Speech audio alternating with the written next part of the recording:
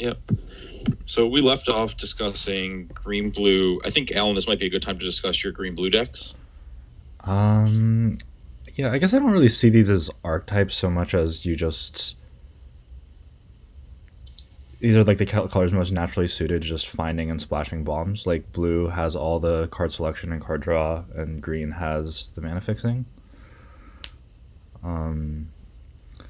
Because like green you have two gold fixers at common that hopefully that one of which other people will probably contest, but the other which hopefully will not be contested. And then blue, yeah, you just want Omen of the Seas and Thirst for Meanings, and yeah, past that it's sort of like this is more of like a means of staying open to just take whatever bomb you open in pack 2 or whatever removal you get past and stuff like that.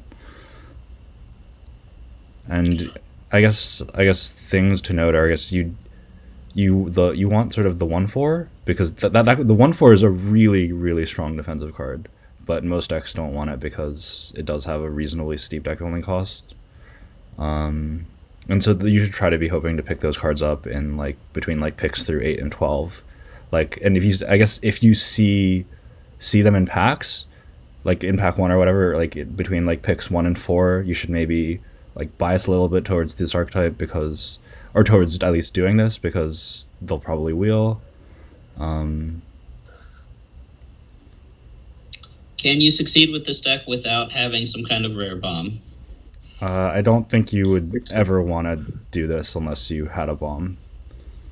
I think you could theoretically, I think like multicolor uncommons can be pretty good.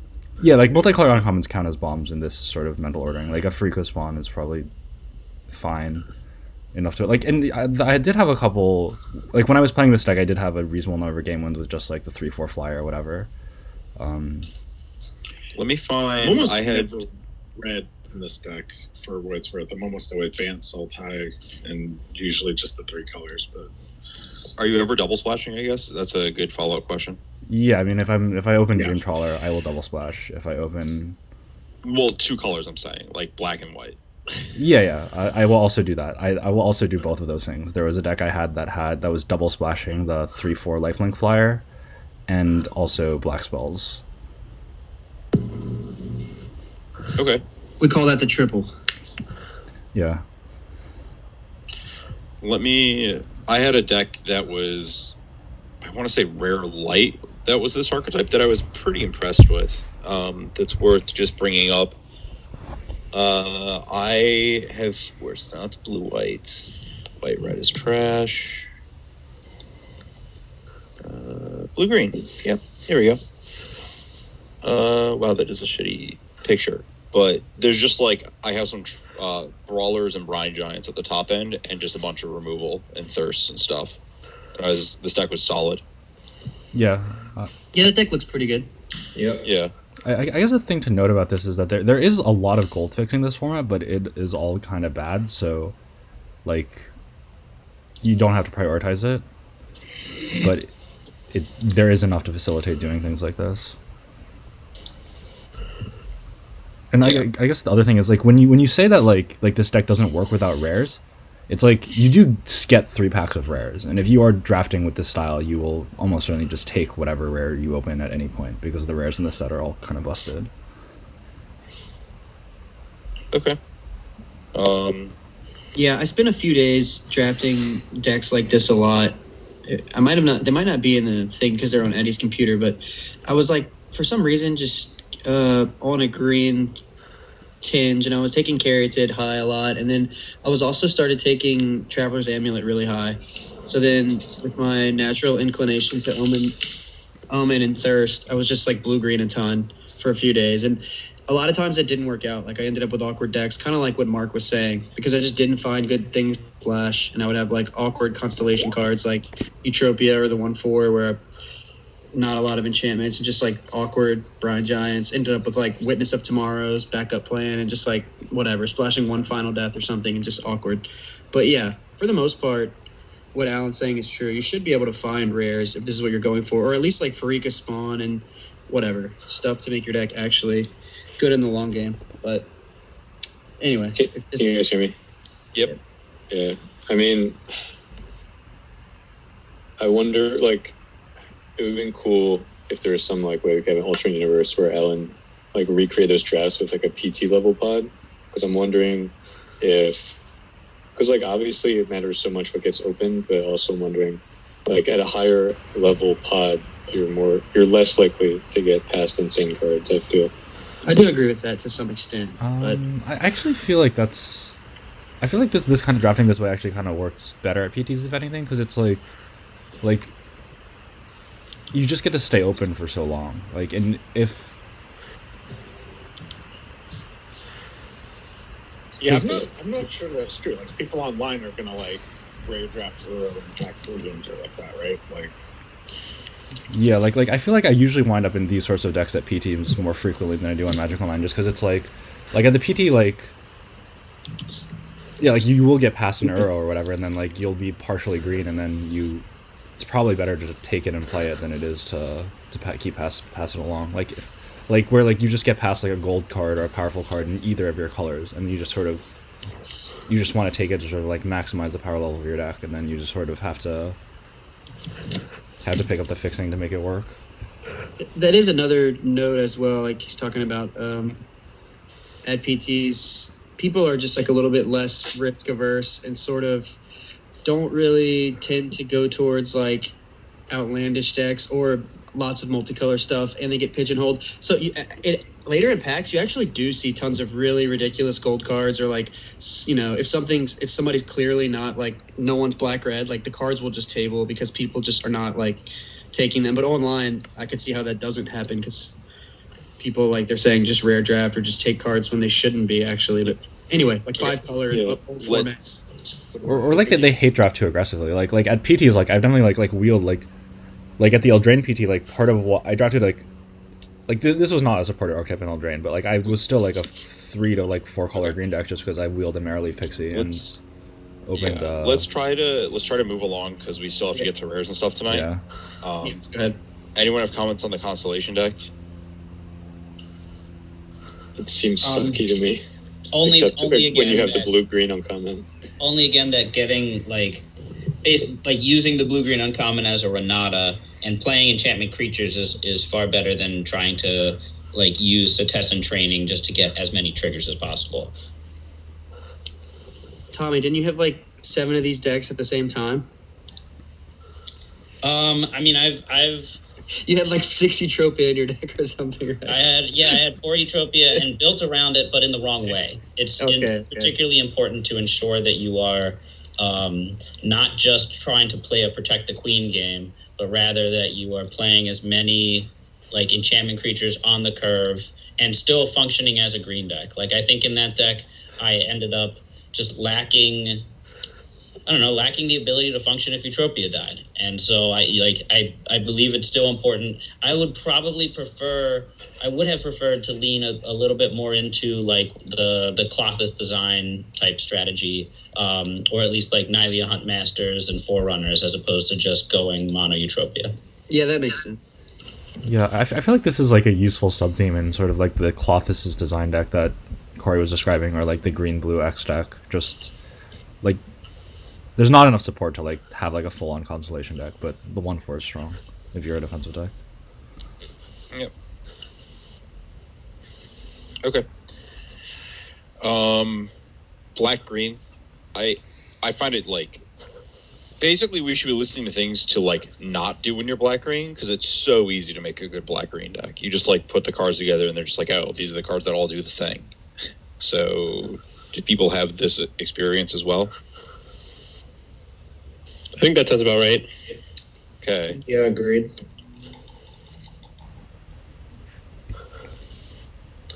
Sometimes milling out can be an issue, so watch out for that maybe in post-board games. Yeah, Ethan had a lot of 3-0s with specifically just black-green, and I know he's the one touting the 4/1 Chimera over Typhon, which I don't agree with, but I do like the Chimera in general as a card more than most people, I think. It's been just pretty annoying every time I play against it. Like, 3 cards is just not that many from your graveyard, despite it only being a 5/2. But go crazy question about this deck. When is it right to sideboard into more than 40 cards? Like, how many do you side into, and is it because you're playing like a weird mill mirror where you have to mill yourself a bunch to try to kill your opponent? Yeah, I would say it's pretty rare. Like, it would have to be a situation like that for me to want to do it, but people are doing it, so maybe it's more reasonable than I would expect.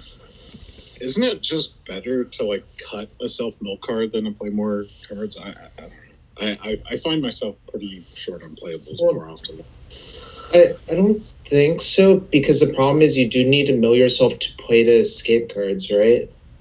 Yeah, and the self-mill cards are usually some of the better cards in the deck, like Relentless Pursuit, Triton, the Hierophant. Like, it's annoying when you have to cut those because you just have too many or whatever. Yeah, like the whole idea of this deck is that all your self-mill cards become Elvish Visionaries, right? So like you probably don't want to cut Elvish Visionaries from your deck. Yeah. Right. Well, I no, was I'm kind not of saying cut Hierophant by any means. I'm saying cut Relentless Pursuit and the draw through. so I've noticed the 5th escape card is kind of where the diminishing returns come up, but you like really need to. Yeah, Anyone else disagree with that?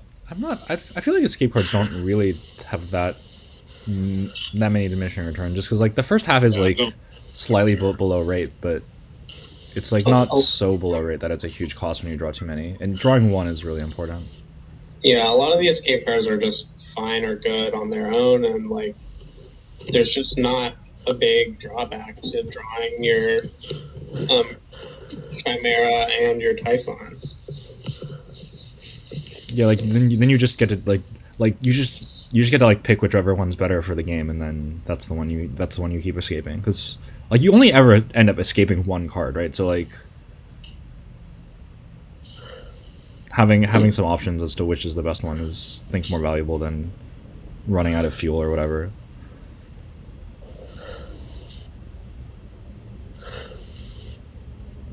I agree. I also just having a higher concentration of them makes it more likely you'll just mill one, which is always awesome. So, Which thing? The permanent base removal? No, he's talking about escape creatures, right? Yeah. Or escape cards.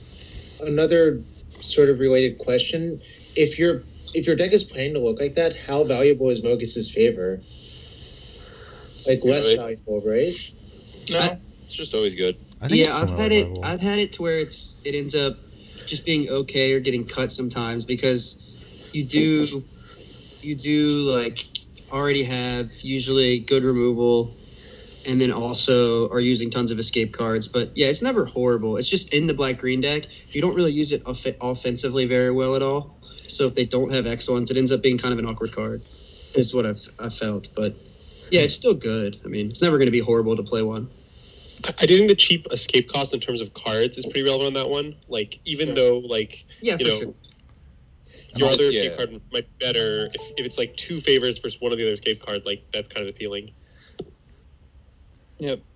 Also, like it's Ari, if you're looking at that deck, was I supposed to play the 6/7? Do you think? Maybe. I don't like splashing in this deck. Okay. I have found it really hard. Like, again, the splash thing, it's like the whole thing where, like, yes, you're going to see your deck the whole game, but, like, with this, you will not necessarily see your entire deck. Where, like, milling one component of the splash really screws everything up. Yeah, notably, it gets a lot easier to splash if you do have the 1 in a green Binding Titans thing and the 2/3 that gets the back. 2/3. Yeah, those two cards you splash pretty easily, because yeah, you do have to worry about milling your one source if you have like an amulet, 1 plains or mountain, and then like 1 Caryatid. It's pretty risky if you have a bunch of Hierophants and whatever. But if you do have the 2/3s and the binding thing, then it becomes like super easy to splash. Yeah, it's also better to splash for, I guess, permanents or creatures or whatever. But anyways, yeah. I have a numbers question. Is there like, what's the max number of Hierophants you play in a deck in a black-green deck? High. I think Yeah, like, I would say is at where least- I start Yeah, questioning at it. least 4 or 5. If you don't have like, if you already have tons of 4-drops or something, it can get awkward and you can start cutting them over like Typhons or rares. But it's really good. You should just play a lot. It's corner case. I just wanted to know. Yeah. Yeah, I think it's unlikely to happen. I think there are spots where I would potentially not want my 4th just based on having other good 4s. Like if I have like Acolytes, it's really just a matter of like 4 density where like if you have like Typhons and Acolytes, it is worse than those cards, but like it's not that much worse. Okay. So in general, I guess that asks the question: how many total self-mill effects? Like, because the Hierophant plays into that category, right? Right. So like between Pursuits, Hierophants, and whatever, how many do you think you're looking for generally? Enough. I don't really have a number. Like these are just good cards. Yeah, most of them are just good cards, so you could play really high amounts, especially if you have a lot of escape. If you have 4 or 5, 6 escape cards, you can just play like a Mire Triton, a Binding, a 2/3, 3 Hierophants, 2 Relentless Pursuits. Like you can play like 7 or 8 cards. Okay.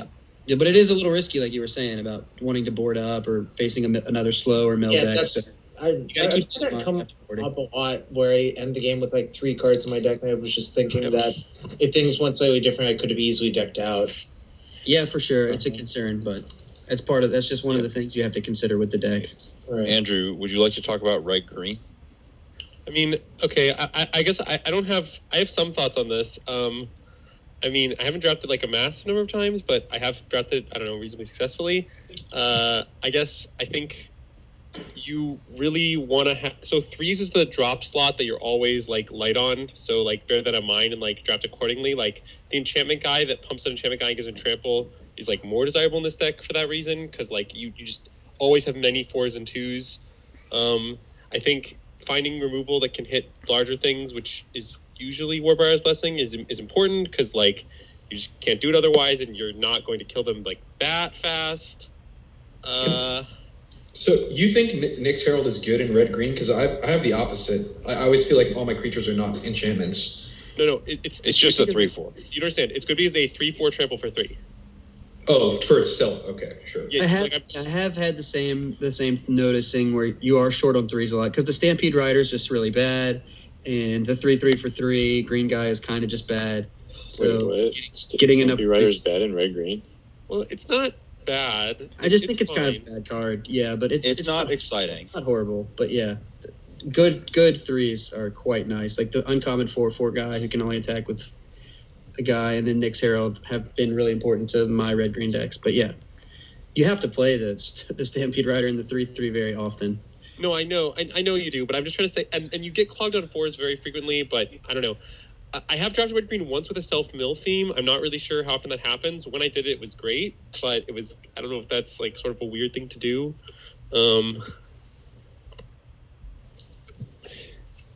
Andrew, you were talking about getting clogged on 4s. You have quite a bit. Like, is that a function of you like trying to fit in 4-power creatures, or yes, I feel like that's a part of that because okay, so you want like Huntmaster, you want the Vicious Typhon, like you kind of want like the Cyclops is fine. I'm not saying it's exciting, but it's a fine card that like you often like it's reasonable to play. Like I don't know, like that's a decent amount of stuff. I've had a similar experience just looking at green cards. Yeah, the blessing as well. You always want the blessing. So have you had a different experience, Matt? I don't remember my red-green drafts that closely. One of them was definitely, I think, too top heavy, and that was a big issue. So I guess I did kind of have that problem. I guess. I also think once you're red-green, you like don't pass Corn Beetle for anything. But that may be obvious. I will say there aren't really that many red or green creatures with 4 more power. There's 3 of them at 4 CMC, 2 of them and 3 of them at 5 CMC, and 1 at 3, 1 at 6. Sorry, what are you counting, Alan? The number of common creatures that have 4 more power. Okay, got it. So there's Loathsome Chimera, and then there's the 3 4-drops. There's 3 5-drops, and there's 1 6-drop. Okay. So the whole deck seems a little hard to enable. At least like you probably don't want to be that reliant on power stuff.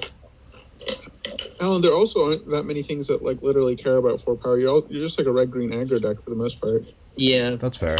I feel like I heard someone classify this deck as relying on uncommons for the most part. I mean, the uncommons are like the Beetle, that 4/4 red-green.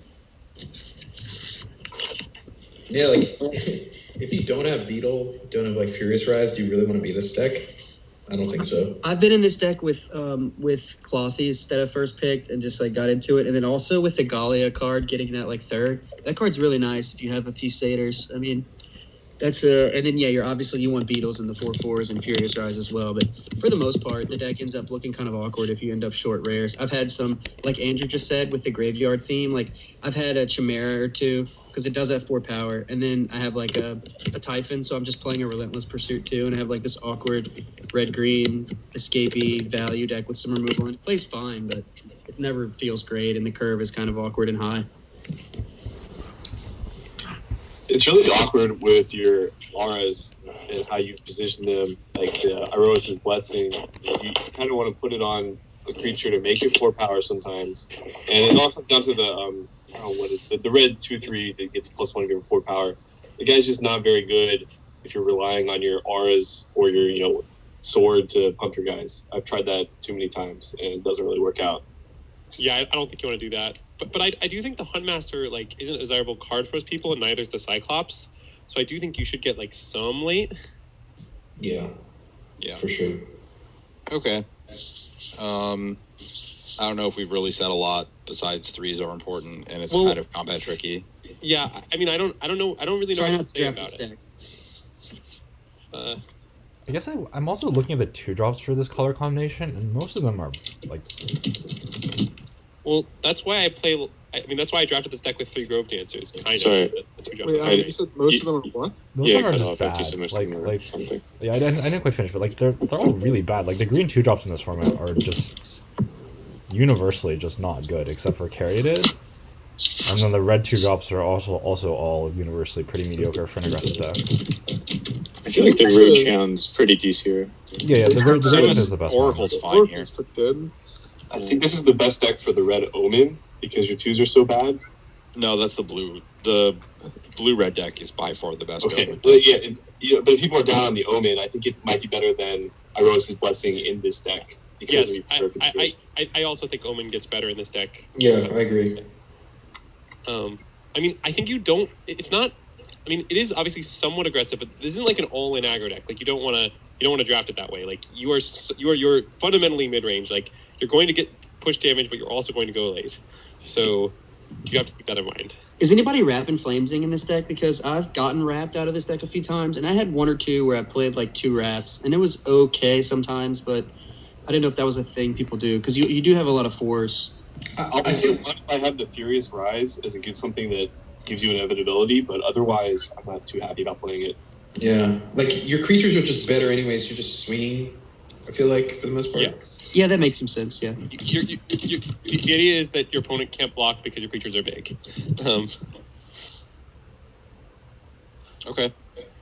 Next deck is black-red.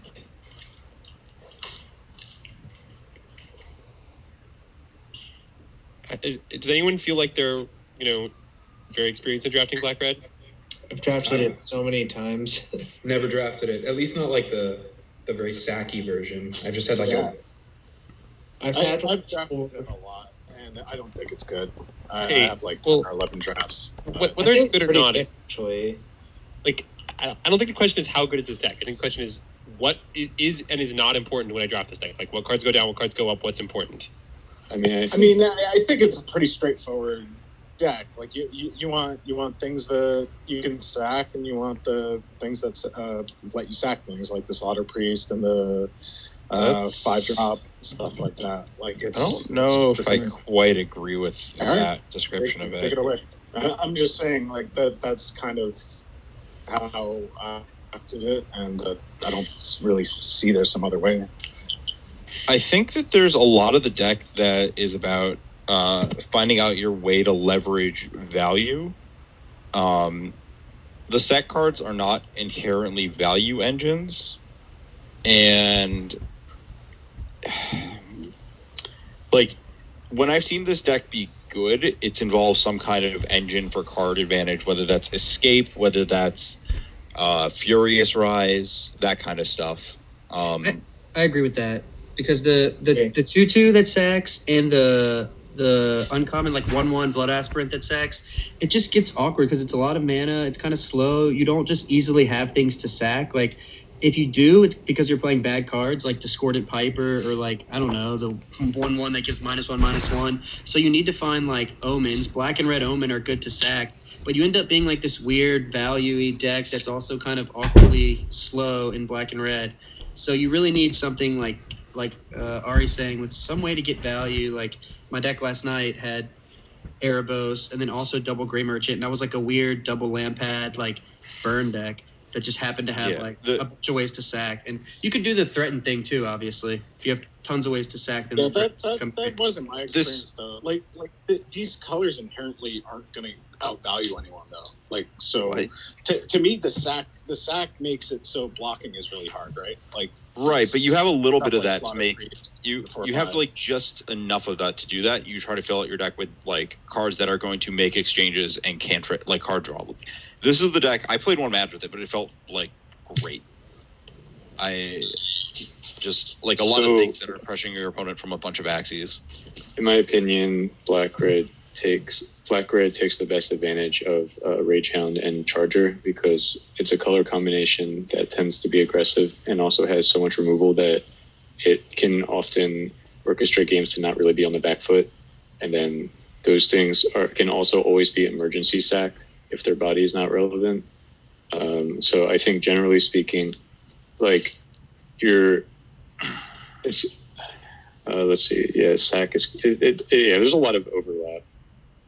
Like aggro attrition is such a, what I guess saying Black called that. I mean, that's like kind of what it is. Like you have a deck that you have like these sticky bodies and all this stuff, and you are predominantly trying to be a proactive deck. But in the event, like if you have a 5-mana 4/5 that can become a menace and like wombo combo with your other thing that grows when you sack, like when your opponent's playing a slow deck and you curve out and then kill their blockers with your blacker removal, like that's nice. And then on the flip side, like when you're on the defensive, those cards also work pretty well defensively. So among the cards that I've found particularly good in this deck are, I mean, obviously Lampad, but also Anax is tremendously good in this deck. And something that if you are red-black, I would be prioritizing it very highly. I had a deck with 4 Anax. It's quite good. And I would also say that, I mean, unsurprisingly, I've found that Funeral Rites has been pretty good in this. Even though you don't have a million escape things, like that's also just one of the... Being able to sacrifice that, like being able to Lampad people out from a high number is often pretty important. And part of that is being able to escape stuff. And like I'd say the red definitely feels ancillary, but Anax has been a pretty big deal. And yeah, I mean, this would not be an archetype that I'd be aiming for, but I think that I would also say Stampede Rider with Mogi's favor has actually been decent for me. You might need more than one favor to have that reliably, but I also found I would say this is home for Grey Merchant decks. Like if you get an early Grey Merchant out of a weak pack, because it's kind of hard to make that card work, but you know, you don't mind playing some of the like the 4/3 enchantment guy, and then in general just with Lampads and having some of the red cards like Omen or the 3 damage Fateful Inn. Like you end up with Black Omen in your deck too. You have a lot of burn and ways to use the Grey Merchant, it seems. Where, you know, in blue-black or green-black, Grey Merchant ends up being like quite awkward most of the time. Like Black-White has one of the like overall most aggressive possibilities for its removal, which means like it's hard to get under Black-Red, and then also against the slower decks you can just like play your shit, use removal when necessary, and then like you have the escapers to like try and end the game with a drain out sort of thing. Yeah. I found Thrill of Possibility to be really good in this deck, for similar reasons to Funeral Rites. It's just like almost a full escape, kind of cheap. Yep, agree. It's also necessary just because this deck does not really handle flooding out very well at all. At least that's been my experience. Like dishing a land has been pretty important. I don't mind the looter guy in this deck either, the 1/3 looter. Honestly, so I think one of the key things to this deck is when you have enough random sack shit, then just like any fucking random body is totally fine. Like if you have 3 mana 2/3 sack a creature, draw a card, just like play your extra 2 drops, whatever, who cares? Like sack them late game, it's fine. The Slaughter Priest also just tables a shit ton, at least that's been my experience. And I mean, it's like a non-splashable gold cards. So Yeah, people don't like black-red. That makes sense, right? Yeah. Yeah. I think the important distinction to make. Bad. What is? I found the act treason to be not very good in this deck. I thought it would be great, but it's like I could just never really get it. It was kind of expensive to get it to work. And It's unreliable removal, and the colors have access to much better removal. Like I'd much rather have a Rose's Blessing, obviously. Like, yeah, like I took it yeah. and was pretty unimpressed in black red deck. I guess I've had a few black red decks recently, and I remember one of them was like more aggressive and had like Rage Hounds and Cobbled Wings, and like Active Treason was really impressive there because it was just like it was an awkward kill spell, but it just did a bunch of damage, and that was so good. So I had like 3 Lampads or something like that to go with it. More recently, I had a deck with 2 Treacherous Blessings, and they were incredible. And I think if I see that card early in pack 1, I'm just gonna take it and be biasing towards black red, because I just like buried people in card advantage and like final flared them away. Also, Blood Aspirant was much better than I thought it would be, mainly with the idea of like threatening combo kills with Lampad. Just like if you don't block it, I'll sack my board and die. Which card was it? The Blood Aspirant? Yeah. Blood Aspirant. Yep. So that was pretty sweet. But I think it can also like be on some kind of spectrum. Like you'll have the heavier black version that's just like splashing red for some like synergies or like removal, and that like plays like a lot of the other good black archetypes where you just have your self mill and maybe you have a Freakus spawn or something and Omen of the Dead, and you like grind them out and kill stuff. And I think that felt really good. Yep. It can also just be the like red black aggro with some sack synergies, and those are the decks where the Active Treason is actually good. I do think it's worth noting that Wings of Hubris is like kind of a bad sack outlet for Portent of Betrayal. Like that's probably makes it a little bit better in this deck than it would be normally. It's also really nice with if you already are playing Rage Hounds anyways, just to help them get through. So I had that card in my black red aggro version with the Portents, and it was nice. Okay. Should we move to the next deck type? Yep. I believe we just have black-white to discuss. We discussed black, white, that. blue, white. We like black, like not like white, black, but like black, white. If Tommy has any notes on the difference between the two, but it seemed like they were pretty similar. I mean, oh really? I think they're quite different. Yeah. Well, I just felt like Tommy's previous description was actually about the more black-white deck. Maybe that's not true. That was my impression as well. Tommy was describing the like starting white aggro and backdooring into like some kind of black-white mid-range deck, right? Yes, Yeah. correct. Yeah. Yes. So that's like not. I mean, that's pretty. Okay. Okay, so maybe we did discuss this. I think we kind of did. Let's just do the blue-black deck. I think. I feel like we discussed something blue-black. to say I think it was that just the doesn't- blue-white rare deck. If we had anything. Yeah, else to say. I think I was like about to drop some knowledge on that, and then I got cut. I disconnected. Yeah, that's what happened. Fire away. All right. So I feel like the blue-white deck has similar issues to blue-green in that it's relying a lot on rares or staggering insight. It doesn't really have a bunch. Like I'm talking specifically not like the aggro oriented. I'm talking like a late game blue-white deck. It doesn't. It has issues winning the game. I had games where like I went long, I thirsted. I wasn't even playing that many lands in my deck. I discarded extra lands to thirst, and I was like priced into using Deny Divines on random shit, and then like I just fucking lost at some point to like their random shit. So I had a 3-0 deck that had fucking Sea Gods and 2 Staggering Insights. Didn't have any issues with that there, but yeah. So one of the key things is that like regarding this late game aspect is you're playing a color combination which has basically no escape and no self mill. Yeah. So like random other decks are just going to have effectively like 2-for-1s in them, and you're kind of like your whole spiel is you're playing thirst, deny the divine. Like that's what your deck is based around. So just like having random value engines is not going to win you the late game. So I would be afraid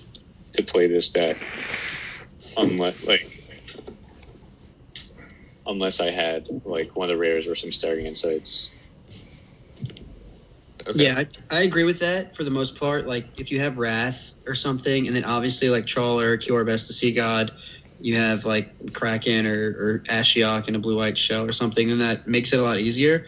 But if you don't have that stuff, you can still pull off this deck. But what Mark is saying is definitely true, and you have to be cognizant of a lot of things that in other decks you don't, like having the turtle so that you can kind of shut off escape stuff like Apathy, Pilgrims for Apathy to kind of deal with escape creatures too. But yeah, you do get in scenarios where you've thirsted and have to blow denies, and somehow you're just dying to like a loathsome Chimera, and it feels bad.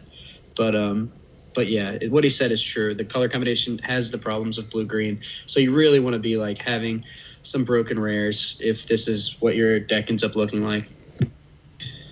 Okay.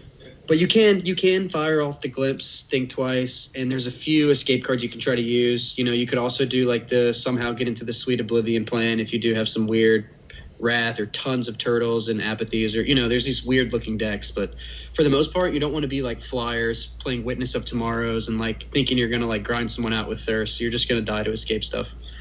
Yeah, because like what my experience was just like, okay, the game goes long, and you're drawing these lands, and there's no mana sink.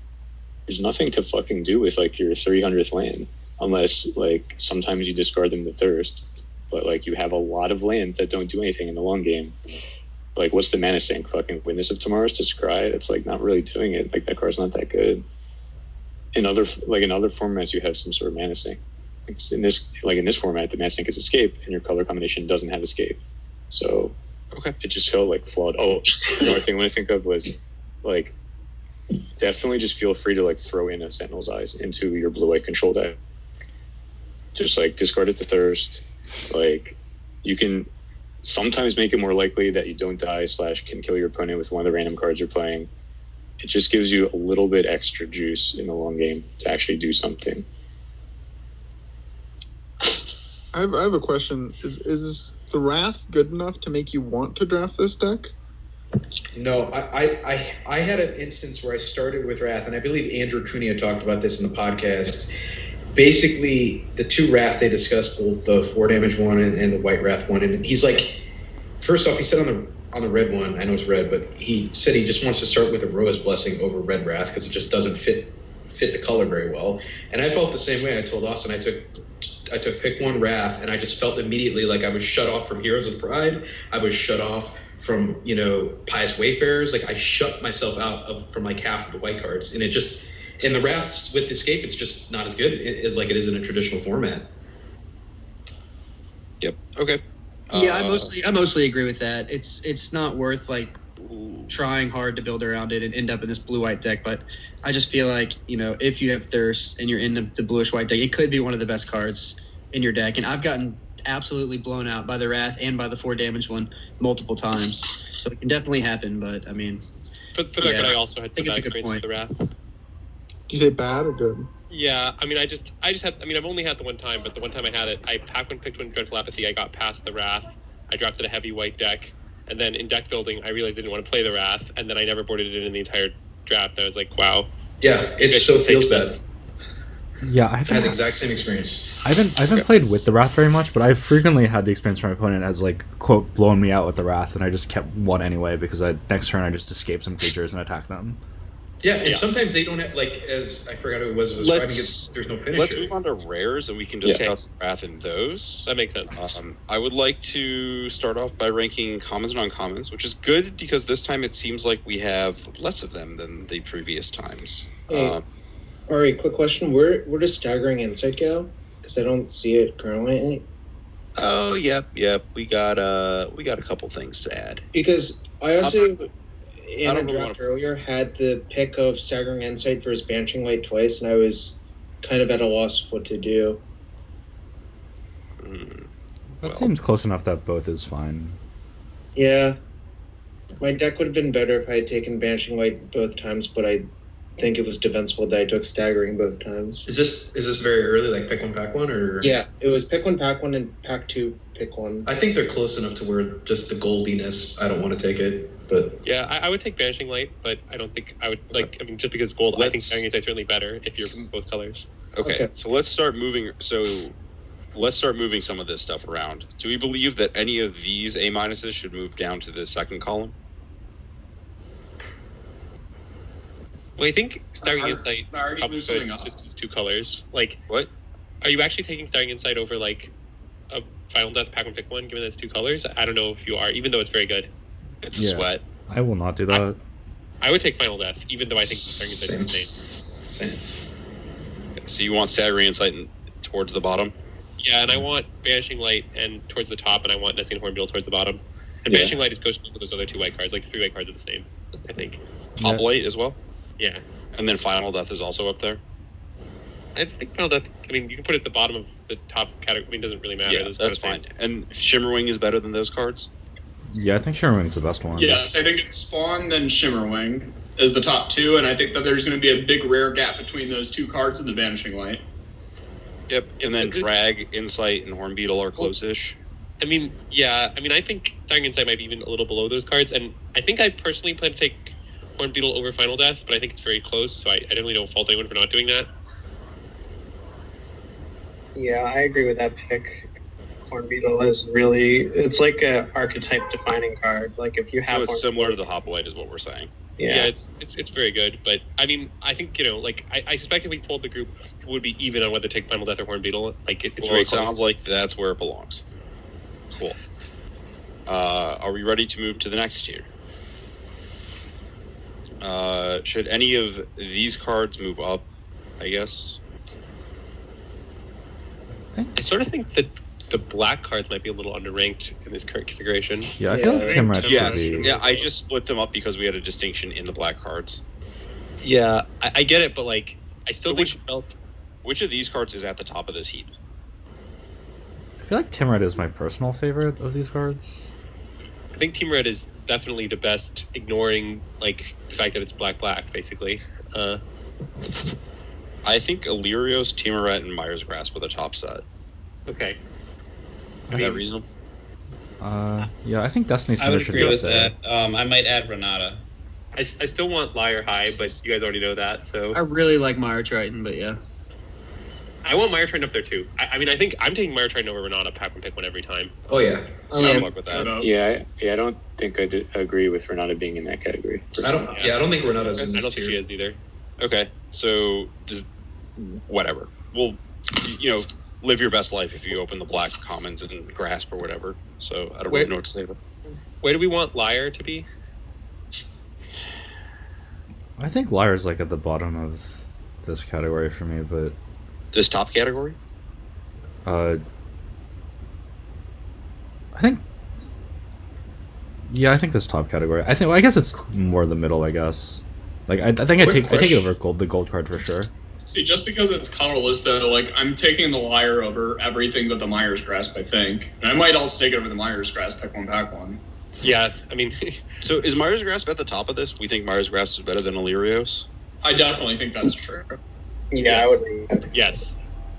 Okay. So is Myers Grasp like here, and then these cards like here, and then Liar with Myers Grasp? I mean, I will never be out on moving Liar up, since you guys know I'm taking it even higher than this. So. Can I ask a quick question on Liar? Do people like it more in aggro decks or in control decks? Aggro. Yeah, okay. I've only had experience with it in control, so I hadn't had an aggro deck, so I was just curious. The biggest strength of the card is going end step, tap, untap, tap, and then two things are tapped and you get a big attack. That's right. the best thing about it. Yeah, it just comes at the cost of like, you just want to drop a 3-drop creature, but Okay. Is this looks about right though to people? That seems sane. Okay. Where's Elspeth's? Is Elspeth's Nightmare that much lower than the other two black cards? I don't know. I think it's a fair bit lower. Like getting the first chapter is like pretty tough to get value out of sometimes. I guess I want it in the second B+ category, but not the like in the category one above where it is. Oh yeah, we're gonna get there. This is not.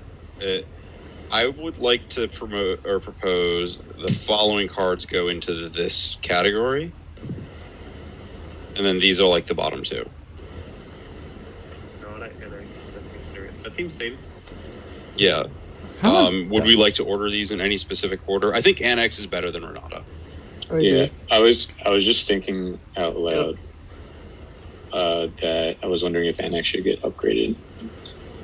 I disagree. I think Renata's better, but part of that is also that I think red is like by far the worst color, and I think that you can do a lot with Renata and be green. So I mean, I think we should consider that because these are Pac-Man Took One ratings. Like, I was wondering if Illyria should be down because, like, I think the best two colors are red and blue. So even though I think Illyria's is very good, like, I might take it below, like, you know, I might take it below Destiny Spinner because Destiny Spinner is green. If that makes sense. I kind of want to move Destiny Spinner up. I feel like the fact that it's like a 2-drop that can also be a wing condition. Yeah, yeah, I'm down for that. We can move that one up. So you want Spinner at the top of the Illyrio's category? You want Illyrios below Timred or no? We ranked Renata over Destiny Spinner, so now our ranking is inconsistent. It wasn't over. We just it was not up, actually. Oh, okay, fair enough, good. Yeah. Okay, so something like some mix of this: Blessing versus Nightmare versus Annex and Renata. I just want to say that looking at the Bs right now, I take almost like all of the first ones over Warbriar's Blessing. Yeah, I think the Houston crew missed that, but I would take Heliod's Pilgrim, Metamize, Prophecy, Thirst, Theronity Singer, Grey Merchant, Inevitable End, Iros' Blessing, Fateful End. I would take all 7 or 8 of those cards over Blessing, I think. Yeah, I would take Blessing over Erois' End for sure. I would take Blessing over all 8 of those cards. Wow. There's a chance I would take Heliod's Pilgrim over it, but I would definitely take it over all the others. Okay, so should we bump Blessing down to the Bs? And I think we can also bump Fury. Yeah, you can leave it if that's what most people like it as. No, I think it was a controversial card yesterday. Yeah, because I think those 3 blue cards are like all so good, and Blessing has just been fine for me. Austin, do you draft a lot of blue? Yes. Are you aware that Warbriar's Blessing is like probably its worst in green blue? Oh yeah, I know that. I mean, but I've had a lot of green-black decks and green-red decks, and I mean, I know it's the best probably in like green-red. In green-red, I think it's like awesome. In green-red, I played 3 copies, and I would have happily played 4. But, like, yeah, I could see that, and I don't want to be green-red, so that's why I don't want to take it highly. But anyway, Austin, you take Furious Rise down a tier, by the way, to B. I think that was just kind of something that got like I think it's at the top of the Bs with like Warbriar's Blessing for doing. I think that is part of my problem on it though. When I draft green, I'm normally trying to be like Caryatid and like play multiple colors or be just like green black grindy where I would just rather have like Final Death and Myra's Grasp and whatever over. I'm not worried about picking up Blessings basically. We're all taking those cards over it. No, I know, but Relentless, you end up with Relentless Pursuits and Funeral Rites, and I'm not prioritizing that card at all. Like, I just do not care if I never have a Warbriar's Blessing in green-black, obviously. Oh. Is what I'm saying. That's not really how I feel. I've had pretty good experience with the green-black. So, can we? What should we put at the top of this tier? Inevitable End? I think it's Heliod's Pilgrim. I mean, I feel like the Inevitable End Warbriar's Blessing comparison is like pretty good, right? Because it's like it's hard for me to imagine taking Warbriar's Blessing over Inevitable End. Like, agree. Okay. I'm very sure I'm doing it because one is green and one is red. Like Inevitable End. Inevitable End is black. Oh, sorry, the black. Oh, I'm sorry. I thought that was Fate Blend. My bad. No. I'm not even anywhere close to getting to Fateful End yet. Great. Okay. That's Alan. That's reasonable. You like Heliod's Pilgrim this much, huh? That's how much I like it, but I like white a lot. I don't know everyone kind of does, but Find Sentinel's Eyes. That sounds reasonable to me. Like it's really nice. Like being a body for your hero stuff and finding a removal spell or finding a way to trigger your heroes. Like it's really awesome. I don't know. Tommy, any thoughts here? I mean, I haven't had. I mean, I've actually found Blessing kind of underwhelming. So, okay. Pilgrim though. I'd have Pilgrim. I mean, I'd have Pilgrim above Inevitable End. I'd have it above. I'd have it at the. See, the thing that competes with it for me the most is that I might have Thirst up there. That's Thirst and Erois' Blessing are both ones that I have up super high, and Heliod's Pilgrim. I actually have Inevitable End a little bit lower because it's not getting rid of a blocker, or it's not dealing with white cards particularly great. I find that I would have it like I'd probably have it above some of those cards, but more in the middle. Well, wait a minute. I'm really leery of putting Thirst Ring that high because I think we should all be drafting with the assumption that like we don't want to be blue. Is that not what other people feel? I think that's a little aggro. I think blue is fine. Like, I don't want to be red, but I think I'm okay being blue. Like, even if it's one of the weaker I think colors. red and blue are pretty close. No, I'm like green. Thirst in green-blue in a green-blue X deck. Thirst is tremendous, and I don't think that it compares nearly as well as like being stuck in red. Well, I agree with that statement, but I also think you want to avoid green-blue unless you're green-blue rare, sort of. Like, I'm never going to draft green-blue Constellation. I kind of think that's the right strategy, but I prefer to be blue. I think drafting like blue counterspell control decks is fine. Like, yeah, okay. I mean, my blue-white, like, I had those decks, and I don't know. All right, good. Well, like, if we're ranking everything globally, our color rankings are very relevant to this. Like, we all should be. Yeah. For sure. I agreed with the strategy that, I don't know if it was Alan or Ari, about you want to start off white or black and then slide from there. Like, yeah. Okay, sorry, keep going. So I wanted to discuss the card draw spells in general. All including Omen, because I think Omen is better than we gave it credit for. I don't actually think it's noticeable, like distinctly worse than the other card draw. I agree, they're all very close. Are they better than Warbriar's Blessing? I don't like Warbriar's Blessing that much, but that's just me. I mean, I'm taking Blessing every time as a green card. I do think green's better than blue overall, so it's tough. So, Tommy, you think Inevitable End should be lower? Yeah, I don't think Inevitable End is all that terrific. Like, I would have it. Yeah, like I like it more there, although I'd be moving up like I definitely would take those 3 card draw cards over it and the 2 blessings and Can we calm down on the Rose's Blessing? That's a red 4-drop. 2 strikes against you. I mean, that card still fucks though. Yeah, I think Fateful End and Utopia. I'm not saying it's bad if I'm saying I'm taking Inevitable End over it. Like that's not saying what a terrible card. I'm saying like it's good, but you can live in your don't play red world. I'm fine playing red cards. Yeah, I think so the thing is that if you don't want to play red, you can cross red cards off this list. Rose's Blessing is a fine card to splash also. Like and it does a lot for red white. It does a lot for heavy white decks. Like I'm not taking it with the plan of being green red or something like that. Yeah. I mean, Ari, I'm not trying to say I'm never drafting red for any reason. I obviously drafted red to like at the GP 230. Like I'm just saying like you should draft red cards lower because it's the worst color. Is that a controversial statement? Like I don't get it. I think this rating already reflects that because like if Rose's Blessing was a black card, I think it would be in the B+ category. Still a 4-drop. I don't know. Well. So instead of just saying a Rose's Blessing is too high, start saying the cards that should be above of a Rose's Blessing. I want it just below Inevitable End. I think Inevitable End is a better color. It's not a 4-drop. I think it's better in multiple ways. I think like. Okay, so you believe that all the card draw spells are better than a Rose's Blessing then? I'm less sure about that, but they might. He's not going to compare red and blue cards because to him they're the same. They don't exist. Well, that's not okay. That's obviously not true. Oh no, I'm kidding. Sorry. Well, so I'm not confident about the blue cards. Okay, I haven't drafted blue card draw enough to really know, but I'm very sure that I would take Inevitable End over Rose's Blessing. Okay, well then in that B column, say what order the cards go in. Like so, Heliod's Pilgrim. Do you have that at the top of those? Yes. Okay, well then what comes next and next and next? I guess I think it's Heliod's Pilgrim, Inevitable End, Warbriar's Blessing, card draw. And then Rose's Blessing goes below those? Yes. Okay. But I could be wrong. I'm very unconfident about the card draw. I also think Inevitable End is quite better than a Rose Blessing, taking into account color considerations and just... It's a 3-mana Dark Banishing. It's just good.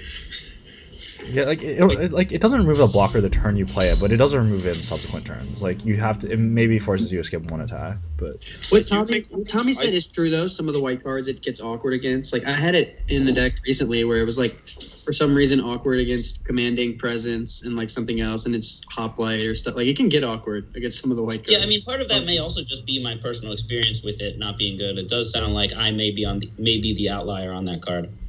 I mean, all I can say is my experience with the card is that it's suspend 1 Dark Banishing every time. I've never had it have any downside really, but that's just my again same thing. Yeah, I mean I've cast it like 8 times and I've never had someone sacrifice another creature to it.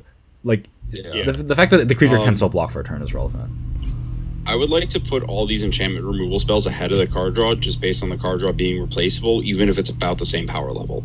Okay, I agree with that. Yeah, I agree. Okay. Can we talk about Fateful End? This is the 3 damage card. I think this is noticeably worse than all these removal spells. I agree. Mm-hmm. Agree. Okay, so let's start another stack here. These 2 gold cards are noticeably better than these 2 gold cards. Where do they fall relative to like Fateful End and Grey Merchant and stuff? I think they're above Fateful Ends. Really? I feel like the upside on both these is really high. I mean, if I opened Faithful End and Hero of Next Point, I would take Faithful End, even though I think Hero Next Point is better and end up red white. I would take Hero. I think it's really close. Like we should probably try to speed up if we're going to get to rares. There's a lot of good rares to talk about. I think we'll get there. We're just about done. Yeah. After we get to end of the Bs, don't bother with B minuses. Just rank the rares. Okay, that's reasonable. We can get the B minuses later. So, how do you feel about Threnody, Singer, and Merchant? I think this ordering is fine. I think they're in this same category as Hero and stuff. Yeah, I think I would actually pick those over Fateful End. Yeah. Like I feel like I can see that. Like I feel like the removal for small creatures is more like nice to have than must have in this format. Like Fateful End doesn't permanently answer anything, and it's never really getting you that far ahead on tempo. Yeah, agreed. It costs 3. If it's Fateful, I keep thinking we were talking about Notable. Yeah, I agree with that. Okay. Somehow we missed Typhon and Caryatid in this ranking. Yeah, I think they're both pretty low in this ranking. They're in the Bs. I think they're probably worse than these cards in this category. I think they're in the Losum Tremere category. Okay. Yeah, seems fine. Okay. Cool. I think this is about the right order too. Cool. I don't really have any opinions beyond that. If we want to just really fast split the B minuses, if there's any of these that are don't worry about better, just rank the rares. These are all the same. I don't think it's important where rares rank relative to B minuses. Great. We're talking about A's. The only thing we should be caring about with A's is if they are things that you just should get super attached to, or just like are better than everything else, but like not super attached to. I don't think we need to discuss these first 5 cards. Okay. Yeah. I don't think I would ever not put almost any of these cards in my deck at the end of the draft. I can't hear whoever's typing. And whoever's... Yeah, type or mute. Anyways, what did you say, Alan? I said I feel like pretty much all of the cards in this A category, except for Athemia, and I don't have much experience with Thassa, but I feel like I just I haven't been that impressed with the Ox. It's obviously great, but I wouldn't be attached to the Ox. I might take Freaka Spawn over Ox. I would take Freaka Spawn over Ox. The Ox is fucking absurd. The Ox is absurd. I would not pass the Ox for any reason. The problem with the Ox, so I had the Ox at the draft where I took it. Did you mill? Yes. The problem with the Ox is that it's 8 cards. So I literally had a game where I milled Ox and I 8 cards. I was like, should I bring this back to Ox? And I thought about it and I was like, no, I should bring back 2 Typhons. 8 is so many. I get that the card is good. I'm not saying Ox is a terrible card that you should never play or something. I'm saying if you have other things to escape, you're actually not going to want to escape a single amount of the time. It sounds like it's a lot worse in red green, but it seems probably absurd in black red and red white. I mean, I literally had. I mean, my deck was very Even good in at milling. black red, I'd rather have 2 5/5s. I don't know. Okay, but Me too. Check out this creative accounting strategy. You escape the 8 cards for the Ox. You draw 3 cards. Yeah, That's only a 5 card net, right? So it basically costs the same as the Typhon.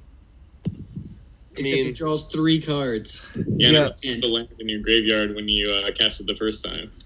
And there's only 1 card in play.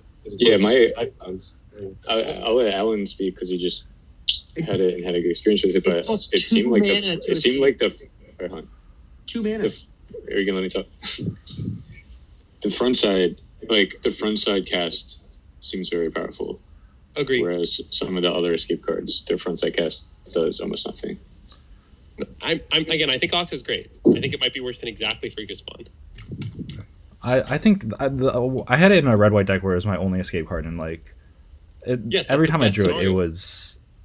I understand, but it was like both the first cast net me 2 to 3 cards most of the time, and then just the flashback, the fact that it only costs 2 mana, even if it costs 8 cards, it just sets up such a powerful swing turn. And was Tommy the one who also said they had an insane experience with this? There was someone other than I've never had Ox, unfortunately. Who was Ox? I'll admit the time I had it, it was red green, so maybe it's just bad in red green, where it's less good in red green. I had it in a black red deck and it was very good. My question is, do you think it was better than Spawn, or would have been in your deck, Travis? I think it would have been better. I just had tons of removal. Okay. And black red just has tons of removal, so. Okay. I mean, yeah, the other card that I think maybe should be moved down is, so I've only had this card once, so maybe my experience was anomalous. I had Phoenix of Ash once, and it was a lot worse than I thought it was going to be. The problem is, okay, it doesn't block well because you don't want to hold up 3 mana and then have the risk of not spending it. So that means that, if you happen to be on the back foot, then it's actually just a 2/2 flyer with escape, which is fine. Obviously, it's not a bad card, but it wasn't actually win the game exciting. I cast it twice and lost both those games in the draft in question. I don't know. I think it's good, but I think it's worse than Freakish Spawn. I want to disagree that it's bad at blocking. Would you put it any further down? I think, again, I've only had it once, so my experience might have been anomalous. All I can say is that when I had it, it was quite awkward. I had a similar experience, Andrew. It's just not that impactful when you play it. It's good if you're gonna attack with it and then next turn spend 6 mana and kill your opponent or whatever. But it's not that good in a attrition type game. Yes. I think it just can hold back more than one attacker if you leave up mana because they can't afford to let you trade and bring it back and kill them even faster in the air. Yeah, it's only 3 cards to escape. I mean, I think it's really good, but it is really red as well. So, I mean, I understand why Andrew dislikes it. And it's not just that it's really red. It's that I actually had, okay, so I was not playing black in the deck that I had this card, but in the games I played it, it was way worse than Freakish Spawn would have been. If I had Freakish Spawn, I certainly would have won both games, and I just lost both games. I mean, I can agree it's probably a little bit worse when you're behind than Freakish Spawn, but when you're ahead, it's it's a threat that they just can't. They have to kill, and they often cannot kill. It does so much damage. Yeah. Well, it's not really that my opponent was what my opponent was doing is the situation is that if they just block it with a flyer, you have to pay 3 mana to trade for the flyer. Then you have to pay more mana to get back. It's very mana intensive. What flyer are they blocking with it in this scenario? I mean, I played a game where I played Phoenix of Ash. My opponent played the Chimera, and I was well, this is awkward. I really don't want to spend my whole turn trading for this Chimera. Well, I mean, if you attack, they probably don't block, right? A lot of the time. And then they take 2, and then I play something else, and then they attack me with the Chimera. I mean, and then they take 7 because you pump the Phoenix. I was super excited to trade it for a Chimera wearing a Sentinel's Eye. I mean, basically, I was going to die to that thing. And instead, I just... I'm not saying the card is bad. I'm saying it has a real fail case. It's bad when you're behind. It's obviously a great card that's ahead. Obviously can win games. I think it's below Freakish Spawn. Would you put it and you would not put it any lower? Trade with Dream Trawler. I mean, I don't know if I would put it lower. It's hard for me to assume how anomalous my experiences were. like if the experience I had was typical, then I think it should be below Shimmering Chimera and below Banishing Light and stuff. But like I suspect that was a below average result for the card. So like if I opened it tomorrow at the Pro Tour, I think I would take it over Shimmering Chimera. But if I open this Pro Tour, I'm taking Freakus One. I will tell you with certainty that I'm going to do that. Same. Yeah, I'm gonna need a bunch of people to explain cards to me here because I want to take like Freakus One over Uro, for example. And I know people are going to say that I'm an absolute monster. No, I think we haven't gotten to those yet. Yeah. So can we? So all right. Can we put Phoenix? Can we put this Phoenix Bash below Phoenix One? It's still over here for now. No. I think it should be Never above. take on over it. What was Alan saying? I think I just said I think it should be above. Like I don't know. I think I'm also a little lower on Spawn than other people are though.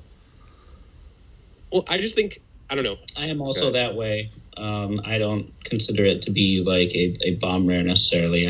I do sometimes have trouble actually doing something with it. So with Spawn, you're saying, Tommy? Yeah, whereas Phoenix of Ash is so much like Phoenix of Ash is getting itself traded for things so much faster and easier. So as long as you spend lots of mana, yeah. Does white or red being so much worse than black change at all the distinction? Well, yeah, part of this is also that it's a red card for the single black card. Okay. Oh yeah, we're spending too much time on this card. Yeah. I feel like we should stop talking so much about like the colors, but like I think like I guess in my mind, Phoenix Ash is like clearly a bomb, even if it is one of the weaker bombs, and Freakus One is not a bomb. Yeah. Anyone have any issues with Shadow Spear going top? Top. No. Clear top. Any fast comments on these top cards that are not just like build a control deck? No. Okay. Has anyone had Heliod much? I've lost it so many fucking times. Yes. It's infuriating. I've had Heliod and times. Heliod is Heliod splashable? Yes. Yes. Okay. Yeah. Yep. That's just what I want to know. Even getting 1+1 counter a turn and gaining some life is, I mean, it's similar to Shadow Spear, right? Like it's just okay, sweet. Good. Yep. Definitely way worse on the splash though. But it's still fun. Yeah, obviously, but it's I've done and been happy. Can I move Citizen Champion to top? Yes, please. I agree. Yes. Okay. No comments That's there. Belief. Can I move Elspeth Conquers Death to top? Yes. Okay. Can I move Thassa to top? Or should we have a discussion about this one? Yeah, with the asterisk, you do kind of need to get, put work in to get it to be really good. But what does that work? Is just there's noticeably not that many creatures with ETBs. So like it's quite good with stuff like Brine Giant, like basically giving it vigilance, and then but like Aliros is like the best card probably, and then but like, there's plenty of other cards like Metamize Prophecy, or there's a lot of cards that Omen of the Sea, whatever. Like it only blinks. It only blinks creatures. Oh, okay. I don't know what the card does. Yeah, that's what I'm saying. Like, you really need to care about the tapping, and every deck I've had Aliros, so like it's just insane in that spot. But has anyone tried splashing it? I have. How was it? It wasn't that great. It was often just a 4-mana enchantment that gave some of my crapper creatures vigilance, but often they weren't even attacking because I was blue. And it would just tap creatures. Like I'm not that high on it. Like I saw it, the bottom end is not very good. I had it in a couple of decks that were like pretty heavy blue, but I was still not turning it on that often. I did have some of like the 2/5 in one of the decks, and I did turn it on and kill people with it. But also, I was getting up to 8 mana a lot pretty easily because I had a bunch of Thirst and Omens and Turtles, and so it was just really good to just tap. Like I didn't even have anything to blink in my whole deck, and it was still really strong for me. But yeah, like splashing it or just using it to try to blink like one or two things, there's just not a lot of good come into play stuff. So I don't think it's like an automatic slam, but it's quite a card. Yeah, because we were talking about like the long game decks lacking mana sink, and this is one of those. But at the same time, those decks do have a pretty hard. Because you like black has two like really strong obvious creatures that you want to blink over and over. Yeah, that's true. Yeah, I did have it in a black blue deck as well, and it was good there. But on the splash and like it's kind of like middling, aggro-ish deck, it was like not that good. I beat Joe Lisette with it. I remember now. I got up to 8 mana, and like you just can't beat like double tap. It's just too good. Like double tap on his turn, then you can double tap on my turn. Like, Yep. But yeah. Elspeth, Sun's Nemesis. I would have it up there. Yeah, definitely. Top. Yeah, it's just. It was the card is not that good in sealed, but it is tremendously good in draft. What differentiates it? You just have more control over getting the heroes. Actually, you being be a white able to be aggro. You are not able to be aggro and sealed realistically. Yeah, it sounds like the definitely -1 is better the ability here. Yeah. I would like to say that Elspeth Conquers Death, I think, is substantially worse than all these other cards we have on the left right now. I think mainly I've had issues with like the third ability whiffing a decent amount of the time, or like just bringing back something inconsequential. I mean, it's like still great, and like if you get it early, you can prioritize Flicker of Fate, so then it's like kind of nuts. I think Elspeth Conquers I think it's Death is just better a than tier below this. You don't want to marry it as hard as some of these other ones. What did you say, Colin? Yeah, my sample size is small. I've only had it once, but I had it with Archon, and I mean, I've seen it with the guy that puts it on top of your deck and stuff. Like you could just like loop, and it's unbeatable. So, I think this card is better than Setessan Champion and Elspeth Sun's Champion. Sun's Nemesis. Okay, that's whatever. Yeah. Thrix, I think, is clearly in this lower half of anything. It's just a 4/5 flyer. With Agreed. Flash. People agree? Yeah. Is it better than Freakus Spawn? Hey, wait. Quick, the Sun and Storm. Am I supposed to even take this card over Freakus Spawn and Shimmering Chimera? Like, I don't actually even know. That was my obviously question. Yeah, I think it's kind of eats a been whatever. creature pretty often. Yeah, you can kill a big creature in combat with it. Alan, what were you saying?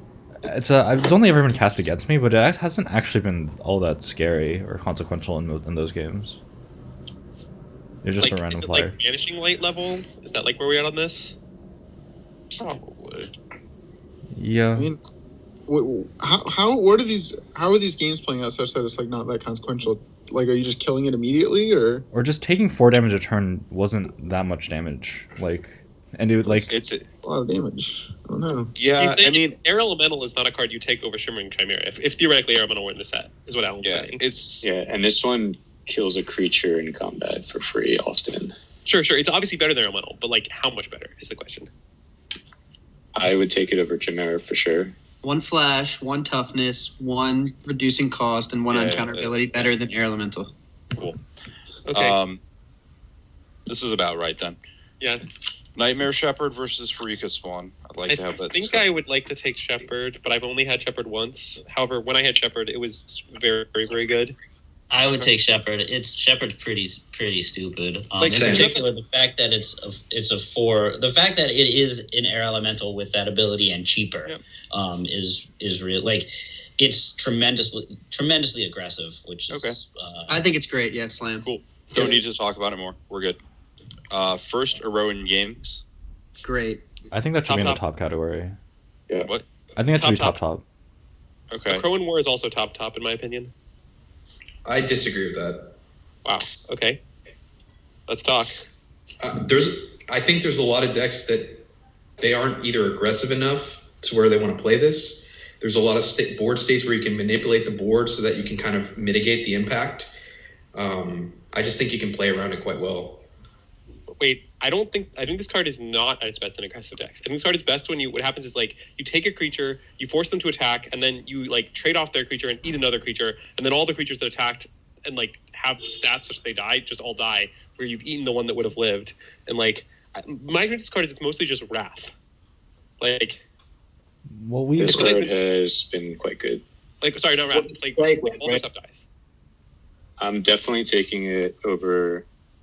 Like, obviously, you can't.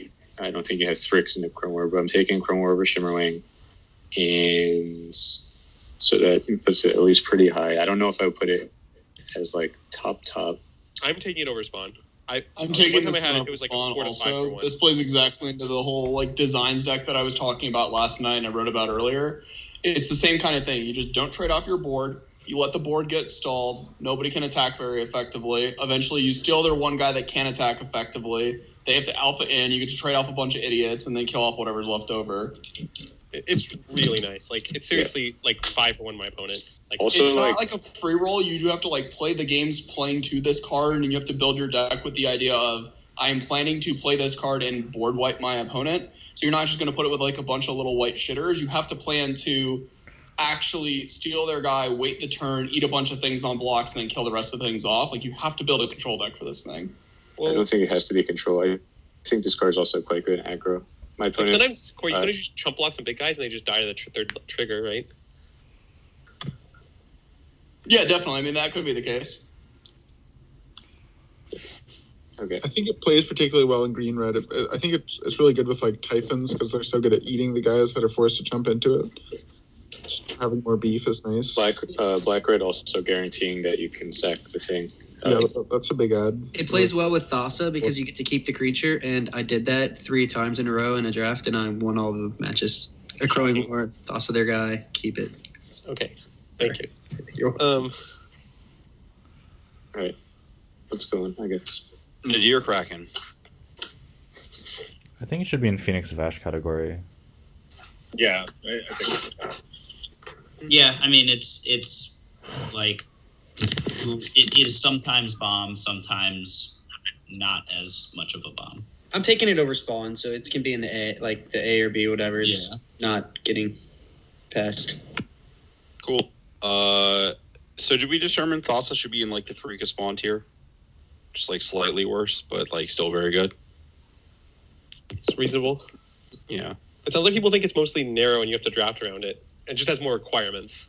I mean, if Shimmer, it's better than Shimmerwing Chimera because they're doing about the same thing. Lothus is clearly just fucked up. This card's egregious. I think Mantle should be top. Yeah, that's been my experience as well. Clothos is that good even though it's 2 colors? Yeah. Yeah, Okay. it's pretty good.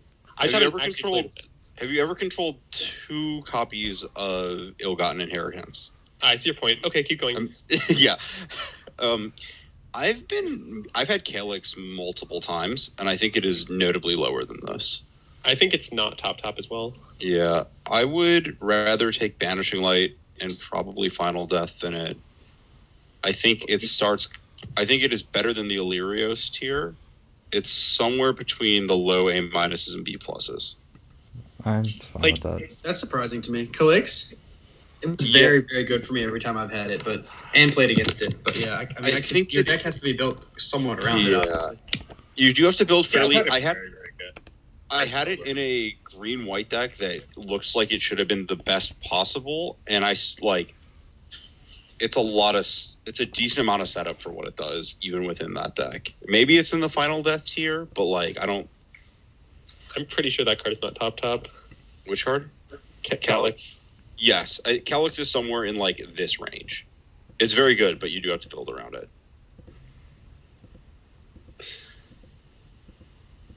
And it doesn't like insta win the game.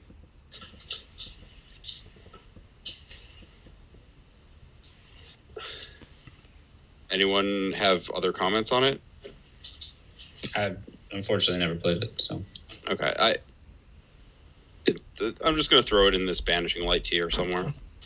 It is kind of nice that it's like very easy to splash. It's got a lot of loyalty. It's really nice with Omen of the Hunt. It doesn't actually have that much loyalty though. The problem is that if you want to use it as a card that advances your board state, it loses almost all of its loyalty, and is in a spot that often leads to cascading blowouts where you lose your enchantment that was on the battlefield, but there's not a lot of stat. The enchantments in the set are largely what? Just plus it. Yeah, I mean. Then you need a really high enchantment count. I don't know. You draw 2/3 of a card when you plus it. Yeah, that sounds about right. Yeah, I will make the specific note that the -3 is always high risk because there's not just global enchantments hanging around in your decks. There are always creatures or auras that are on a relevant creature. That's not true. They're omens. Omens are the combo. I think it's really nice with Omen of the Hunt, as a splash in a blue green deck or whatever. Yeah, Yeah, this is probably a great candidate for Alan's blue-green rares deck. Okay. I did have it in a blue-green rares deck. And it was pretty good. Okay. Cool. Uro, I would like to move down notably. I would like to move it significantly down. Yeah.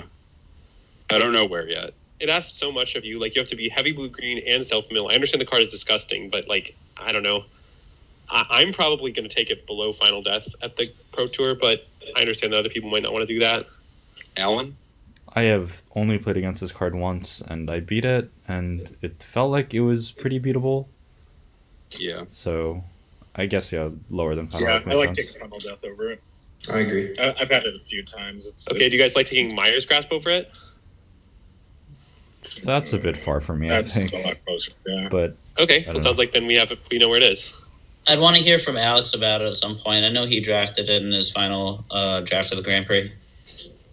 Yeah, I think what Andrew said was right. Like, you have to be, you don't have to be self-mill necessarily, but you do want to be firmly blue-green. And it competes with other escape cards. Like, you can't have a Typhon in your deck. Otherwise, you can only ever cast one or the other once. That said, like, it is the type of card that kind of it makes your opponents go nuts when they play it. Like, it's kind of like a planeswalker in that the entire game centers around that card when you get it in play. So it's strong, but I don't think that, like, if I saw it in a pack and I wasn't already blue-green or, like, blue and not firmly another color, I think I would pass on it. Like, I would probably take Myers Grasp over it first overall, just because I don't want to be blue-green just for this card, you know. I want my blue-green deck to have some other kind of, like, major identity. Okay, sweet. has anyone else had this card? I've watched people deck themselves with this card. I've only played against it. Fine. It's not noticeably that much better than Typhon. Bing had it against me yesterday, but he was missing double blue for a while, and so I won. But if he would have had double blue earlier, and he had like 7 or 8 islands in his deck, he would have won. But yeah, it's like, it's pretty awkward if you can't bring it back, obviously. It's just like a whatever card. But if you can, I mean, it's pretty good. You have to kill it. It's kind of like a Phoenix type thing. Like, yeah, it's kind of awkward. Well, unlike Phoenix, it doesn't like auto. Like with Phoenix, you have cast the Phoenix the first time, and then you invest your first 3 cards for the second cast. With this, like, how long is it till you get the next 5 cards after the first cast? Yeah, I agree with that. I just mean, like, if you don't, like, if you sort of are forced to kill it, or it's going to kill you, basically, like, at some point, if you're not ahead. But yeah, it's obviously a lot different than Phoenix. It's more cards to get rid of. It's 4 awkward costed mana, blue, green, green. Okay. But yeah, it's just the fact that it also draws a card and gains 3 life every single time. Yes. Like, you do have to deal with it. But yeah, I don't think it's crazy to take Grasp over it. Eat I think is better. Like, I think Eat is, maybe we should just have this like Calyx and Eat category. These are cards that are better than Vanishing Light, but not better than like Shimmerwing. Okay, that's reasonable. Like, Eat is noticeably better than these other cards. But I could see taking Eat over Shimmerwing. It's I mean, it's just Shimmerwing does kind of die to everything. Yeah, but they do also have to kill it. Like, I think I'd rather have the thing they have to kill than the thing that kills things most of the time. I'm not very sure I like Eat more than I like Vanishing Light. Like, they seem pretty close, right? Like, no, it's like it draws a fraction of a card because you get to mill something, and it's instant speed, and it doesn't have any kind of drawbacks of your enchantment dying. It is way better. Yeah, Eat is better than Vanishing Light, I would say. And it's noticeably better than Final Death. Like, the fact that it's one cheaper and you get to do it's not Scry, it's like Fate, whatever it's called. You get to mill the card. It's nice. Okay. Well, that sounds like the right place. Okay. Erebos' Intervention, I think, is in this bottom A- tier.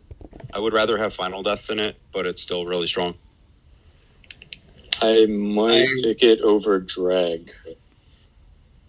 That's reasonable. That seems fine to me, yeah. It's more slash Drag.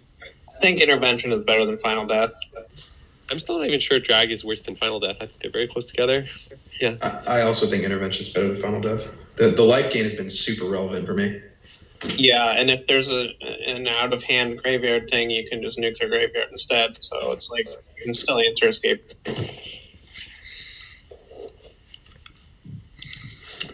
Yeah. That's fine. Close enough. This card, Terranica, I kind of want to throw this in this category. I agree. What'd you say? I agree. I was gonna say the same thing. You want to take it over Freaksmon, okay? Yeah. It's just 1,000,000 power. How good is Athema the Cacophony? I've never cast that card or seen it cast. I've had it twice. It's pretty good. It's a good creature. Like you get a cheap flyer, and if you on turn 2, it's pretty good just for a flyer. And if you set up a little bit, you can get the zombie. But it doesn't really good. It doesn't take over the game. Like it's really hard to get a zombie every turn off it.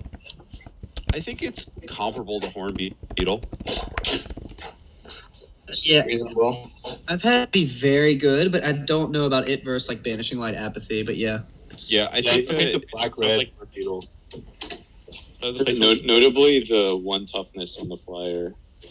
Yeah. Can be kind of rough when they have like 1/4 blocker, or God forbid they have the singer and ambush you. Yeah, It's Moogie's favor. Yeah, that's really what it is. This is about right. I think it's around here. I've had it multiple times and agree. There are also a lot of boards. Heliod's There are also a lot of the boards where like the 2/2s don't matter that much. I think that's harder than you think, because like the sheer volume and the fact that you're getting them off of exchanges often, it makes it a lot better. No, yeah, they do add up. Like once you get the second and third one, it starts Yeah. to get a little bit ridiculous for a 2-mana card. Yep. I want to put Purphose's intervention top. It's just really efficient, really splashable, and just killing people out of nowhere is really fucked. Do you find yourself using the haste ability? I often mostly just use it for the damage, but that's a small sample size. I'm just curious.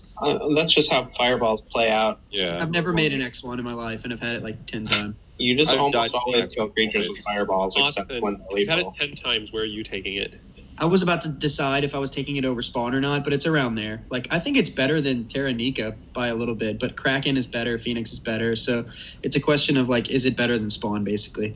I mean, I do want to bring up that if like someone just mentioned that like they never made an X1 off it. Like if this card almost never makes an X1, how much better is this card than Erebos' intervention? Well, it's just that it's so efficient. Is what like you can pay like whatever 3 mana. Yeah, that is where the value is in the card. I think. The X1 thing, I think, is just that person's experience. Like, Yeah, it is. I'm sure it I've comes died up. to that X1 Yeah. multiple times. Yeah. I've just literally never had it happen, but I was splashing it a few times too, like in a green-blue deck or a green-black deck. I just had like, Amulet and 1 mountain, and like even then, I would just like kill a creature, even though it was late game and like a board. I don't know. I just never had good decks. Like in an aggressive deck, I could see making the X1 to win a game for sure. Notably, we put a card that Dragged on the World is essentially black kill a creature. We ranked that card as A-. We're ranking this card way higher. Yes. This card's splashable and kills your opponent. Okay, but we're claiming you're going to killing your opponent reasonably often by this ranking, I believe. I think it's a reasonable percentage of the time. Just having the access to that effect is good. Okay. I also think it's pretty generous to describe Drag to the Underworld as black kill a creature. Yeah. I mean, I think it's pretty I close don't to know that, if this is honestly. getting compared to Erebos Intervention, but my experience Erebos Intervention is way better. Like, not even remotely close. Really? I think its purpose invasion rating is pretty high. Yeah, like it's weird to me that this would be better than Eat to Extinction, but Can we put it down a little bit? Yeah, it's not better than Eat to Extinction. That's a good point.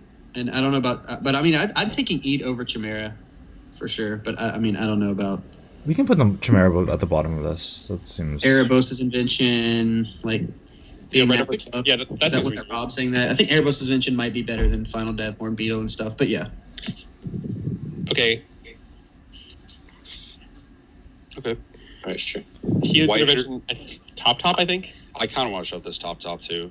This It's card's been- fucked. It's kind of ranges from like a fine removal spell to utterly win the game. Yeah. Like the floor on this card is like somewhere between it's an instant, right? Yeah. Yeah. The floor on this card is like pretty like good. Yeah. This card's fucked. The ceiling is ludicrous. Like Kills artifacts, which sometimes is even more of a blowout. Okay. I've had the life gain beat me once. Yeah, one general observation I've had about this format is like I feel like Escape makes for a lot of games that are races because you can't permanently answer their things. You just have to try to kill them, and then the life gain is really obviously really good in a race. Yep. Okay, let's talk about Woe Strider. Yeah, so we were we had a little Discord survey, this versus Final Death, and it seemed like people had Woe Strider above Final Death. Conceptually, I feel like I'd rather have Woe Strider than Chimera as a head-to-head of like value creatures. Yeah, Woe Strider's been very good for me. I had it in my deck yesterday, and it was absurd in that deck. But I just think in general, the escape cost is not that high, and coming back as a 5/4, it's like, and you get the goat every time. It's so much value, especially in the black-red decks. If you're using the sacrifice stuff at all, like, Does anyone think that it's higher than Spawn? Yeah, that's the question. No. No. I think they're pretty similar. Do people generally want to move Erebos' intervention up? I think so. Yeah, I would. I think so. Yeah, the light gain is also really relevant. I'm willing to concede. Tectonic Giant. My gut says fucked. I played against it a few times, and it has not been as good as it reads. Yeah, I agree. That was my experience with it. I think it is the kind of thing where if you can get the second attack out of it, it is fucked, but it's kind of not a guarantee to do that. Yeah, the problem is that it attacked as a vanilla 3/4, so you can. It's like just not that hard to defend against that. It's not bad. Also, and like it can run away with Roses, game. Blessing, Banishing Light, all that shit doesn't trigger it. So Yeah, that's true. Question. So where are you guys taking the like when you say it can run away games, but it's conditional. Like, are you saying like you want to take Banishing Light over it? Are you saying you want to take Final Death over I'm it? definitely taking Erebos' intervention over if they were in the same. I'm definitely taking don't Banishing Light over. Don't worry about that. Don't Yeah, compare. I think I would take the removal spells though. I think it is at the top of this drag category. I took Myra's Grasp in a pack. I would not take Myers Grasp over it, but I think it's pretty close. Yeah, maybe I should. Maybe low Dragon Staggering Insight. I'd like to point out though that if you get this pack one, pick one, for example, you can just like have extra Infuriates in your deck and bully your opponent over. Yeah, I think you just have to work for it a little more, and it's a double red card, and it's not as guaranteed as you would think it is. Is it wrong to think that, like, if you start a draft with this card, that you'll have pretty easy access to red because nobody likes red? I don't know. I am not so sure. Like, I don't always assume that other people agree with us, even if I think we're right. I saw a poll on Twitter today that asked what the worst color is, and 65% of respondents said red. Yeah, but that doesn't mean people aren't going to like try to next level and do weird Pro Tour shit. Yeah, people do that all the time. Yeah. I sort of think at the Pro Tour you want to be in the best colors more because people will try to like level you. Weird shit. Okay, let us discuss an Erebos Bleak Hearted. I have no idea on this fucking card because I've not played against it or with it. Yeah, I have no idea. I had it a lot, and it was not. I had it once with Daxos, and it was incredible, but that's obviously a combo that is hard to put together. Austin, did you say it was the nut? No, I had it a lot, and it was always awkward for me. Like, I wasn't heavy black enough to turn it on reliably, and I wasn't also like black-red dedicated sacrifice. So it just ended up being like an awkward enchantment that like when a creature dies you can draw, and it's like the -2/-1 is like kind of a lot of mana, and but if you are in the deck where you're like black-red sacrifice, it is insane. I had it yesterday in a black-red deck, and it was just absurd. It was the best card in my deck. I mean, I had 10 ways to sacrifice creatures and lots of things I wanted to sacrifice with land pads and whatever. It's just insane because I had Woe Strider, like you just draw cards. It's just absurd. I haven't had the ability come into play that much. It's static, basically. It's pretty underwhelming on both sides of the board for me. Yes, so exactly. You guys That's how I you felt guys in general. I feel like it's at least got to be under drag, at least. Yeah. And The you deck can I had was reliably. It's good. It's a 5/6 or something. Like it's pretty big. Sure. But like pack one, pick one. Like Yeah, no, I got it like 6th pick in pack 3 or something, and it just happened to be great in my deck. Are you taking Myers Grasp over it, Austin? I think so. Yeah, pick one, pack Yeah, one. me I'm too. picking Me Grasp. too. Yeah. Great. Are you taking Elspeth's Nightmare over it? That's pretty close. I'm not sure. Erebos has a lot of upside if you end up black-red, and if you pick it first, you can draft around it somewhat if that deck is open. Are I you think taking it's splashable. I was basically mono white splashing just for Erebos, and it was pretty great. You just want it in play, and That's you not start really. trading after guys. So. It's not really splashing if you're like base color with like one rare though. Well, yeah, but I think you could splash it with. You don't need to use. He means not turning it on. Yeah, if you just look sure. at it as an enchantment that when a creature dies, you can draw a card, and then also it has the ability to like -2/-1 shit if you have tokens or whatever. It's not bad, but it's not as good as it looks at first glance. Like plays out kind of. Alan, are you taking this or Lyrios? Are you asking me? I'm asking you and Austin. I would take Illyrios. I would take Illyrios, I think. Yeah, I think I'm gonna take Illyrios because I just love blue and I can like. Well, yeah, I was gonna ask Alan since he really likes Timuret if he would take. About blue cards. It's everything. Okay, Alan, would you take Timuret or Erebus? I would take Timuret. All right, cool. You got it. Atris, Oracle of Half-Truths. This is the Factor Fiction Blue-Black 2/3/2. I'm not passing that thing. I want to take this over Farika's Spawn. It's obviously good, but it's 2 colors and it doesn't win the game. It's just a good body with the 2-for-1, right? Like, yeah, I would take Chimera over it.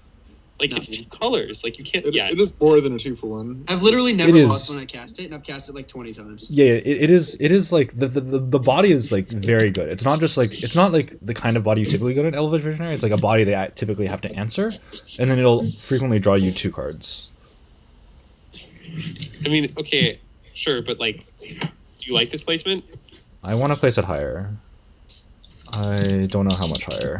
Well, there's only one. I mean, when you say it's higher, you want to take it top, or that's the only higher there is? Yeah, I mean, my instinct is I want to take it over Spawn, but I can see like the 1 color versus 2 color thing being relevant. The thing like about Atris is like it's a good splash. Like, sure, but I don't want to take a 2-color card first unless it's like completely this. Yeah, I totally could see Spawn over it. Circulated on Facebook for a long time. Okay. See someone made a meme out of it. Let's talk about Nessie and Boar. I think it should be like a lot down. A- at best. I think A- is pretty generous, but I've only played against it, so maybe my opponents have been unlucky. I don't know. Yeah, it seems like it should be better than it is because I was trying to fight for it, saying like this card's insane, it's a 10-6, you don't have to attack. But man, every time my opponents have it, they can never get anything done. Like I think I'd prefer Hornboodle, but I don't think I'd want it to go that much lower. I would want it over Destiny Spinner. So yeah, I put it somewhere between A- and B+. What about Mire Grasp? I can see taking Destiny Spinner over it, to be honest. I think I might take it over Myers Grasp, but it's around that area to me. Okay. I mean, it's like functionally similar to Tectonic Giant in some ways. It's like a 4/5 drop, and if you like do the thing, you just shit on your opponent, and sometimes it doesn't do the thing. Yeah, that's when it's just a. Sounds about right. But sometimes you do the thing and you don't win with this one. That's the difference. Like, that's the problem. Like, sometimes you attack, you build What up is some the spell. thing? You just win instantly. Is the thing. It's like dealing 10, basically. yeah. If you get in a clean attack, then you win. But I mean, it's all about setting up the turn to attack with it. But I mean, I think that's think if my opponent necessarily. attacks and I block, and then I draw into a kill spell, and then I kill the next turn and I still win.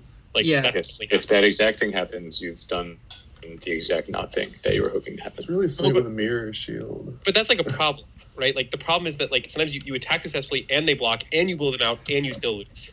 Well, that's not really what you're trying to set up exactly. Yeah, so I think even on the Pro Points in podcast, games where they attack with, even in the games they attack with Boar and you block with a bunch of creatures and you don't have a trick to blow them out, if they get to draw like 4 cards, they can even still recover after the Boar attack. Like, it's not that unreal to like connect with a Boar. Yeah, but if how you're much mana afraid they of have. that, you can just build up a lethal attack first and then attack with everything, and they just die to the rest of your creatures. So- I'd probably take Grasp and Lyre over it. Like, pretty sure. yeah, so on the Pro Points podcast, like Andrew Cunha made the point that like you don't want them to block this creature. Like a lot of the text Right. is just like flavor text. It's just like a 10-mana 10-6, or you like want to put like the wings of Hubris or whatever on. Like you want to be Yeah, or I agree with that.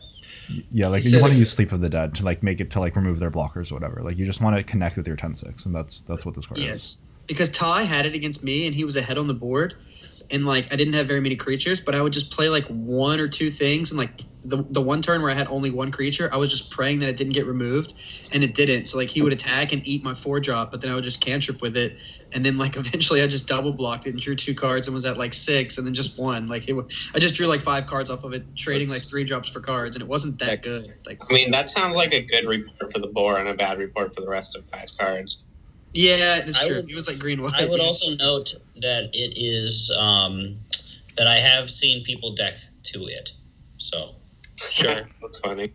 Okay. Next card is Gravebreaker Lamia. Are we taking this over Myers Grasp? Whoa. That's so low. I would take it over Spawn, I think. I haven't played with it, though. It's top. I would not take it over Spawn. It is much less impressive than it looks. Yeah, I would. Tommy. I would take it far below Final Death. It is much less than it is way worse than. Hold on here. It's still a 4/3 lifelink that like draws 4/4. some fraction of a card, right? Yeah, but like the card you. It is. I think it's like it is worse than the removal spells. I think like the draw a fraction of a card thing is not a totally fair characteristic, because it's like the same thing that like escape cards have diminishing returns, right? It's like you want the first one. If you already have access to your first card, like finding the best one is not actually that much of an upgrade. And then like 5 mana for 4/4 in this format is not like that great a rate, and it's also like a 5-drop in a format where you don't really want that many expensive cards. Like I agree with like pretty much exactly Tommy's assessment of it. Like if you already had a spawn, you would take this over the second spawn, right? Certainly. But that's okay. But you always have a spawn. I don't even think that I would in that case, because in that situation I'd be worried about like I want to make sure that I can beat Final Death or mill into my first spawn as much as possible with Relentless Pursuits. Like I think it's I think I would take Grasp over it, but I think that it's close, and I would be taking it in black-green over Grasp. Okay, that makes a lot of sense. So this is significantly sort of my expectations. this plays out like an escape card, but you have to draw it and you can't mill it, so it's like lower than you would think because of that. I mean, I oftentimes it's also just getting a land, but yeah, that happened to me a few times. I got land. I do think 4/4 lifelink is pretty solid body, honestly. But yeah, it is. Lifelink is big game in Magic the Gathering, but Okay. I think it's a top of the B+ around. Like I would probably take it over Tectonic Giant or Boar, but that's not a thing because those are rares. But yeah, it's close with Grass, so whatever. We can leave it there. Okay. Croxa? Worse than Uro. Definitely worse than Uro. Absolutely. Yeah. I don't know. Like, there's more green escape creatures than black ones, right? At least and black actually has But self. Uro. So the problem with this is that Uro gives you a card which puts you closer to getting Uro, and this doesn't. True. I'll probably take Omen of the Sea over it. Maybe Threnody. Yeah, I think this card is actually pretty bad.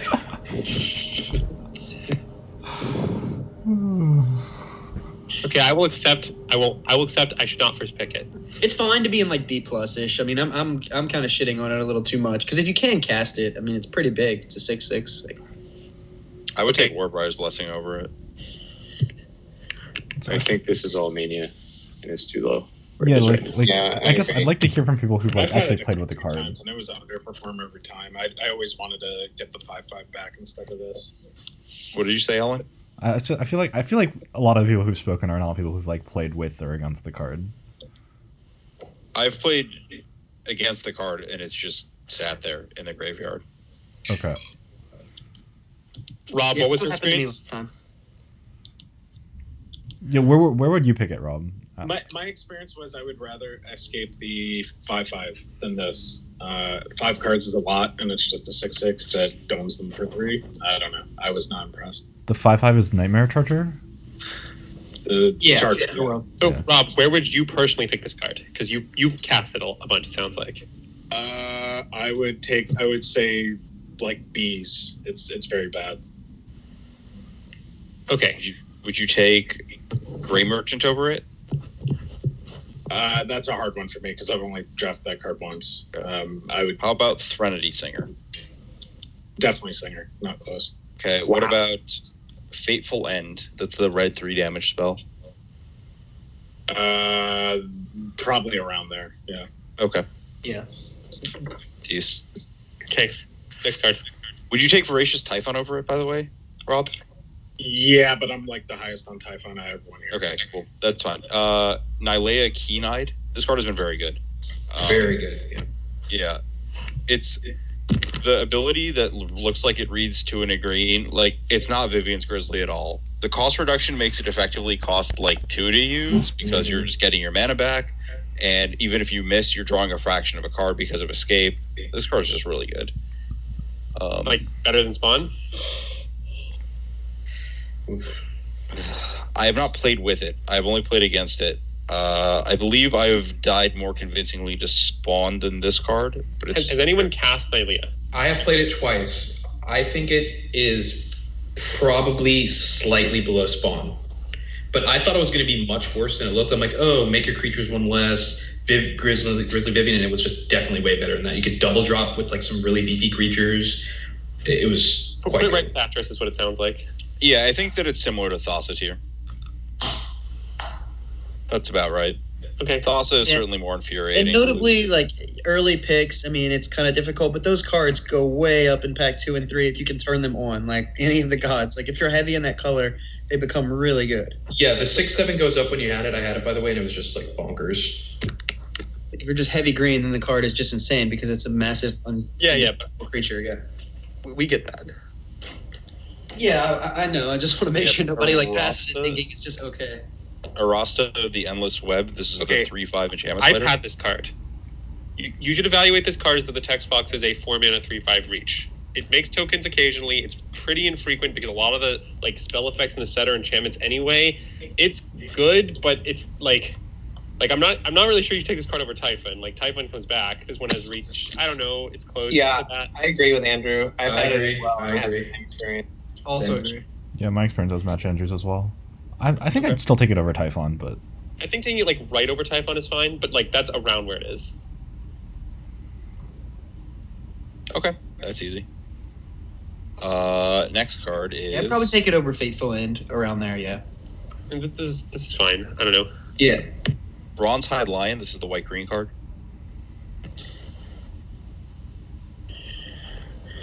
Colin had it last night. What do you think, Colin? I think Colin Colin left. left, but I know that some people were saying they weren't impressed with it. I think it's not that great. I played it before, and if you can put something on it that's good, like Commanding Presence, then you're pretty happy. But it sounds like it's about as good as these gold cards that are. I mean, it's a non-splash multiplayer card, so yeah, sounds right. I think it's substantially better than those uncommon ones we have at the bottom of the bees. I don't know. I've mostly like the played Slaughter and the Mischievous. It just like when it's played on turn 2, you just take so much damage from it because you can't block it profitably for forever. So it's And then closer also to it's, like, Utopia and failed. Hero. Turtle. I think it's probably a little bit better than those two. Also, Where do you Okay, want to put Bush, it, you- MSJ? Yeah, where would you want to put it in this mix? I really suck at ranking cards like this.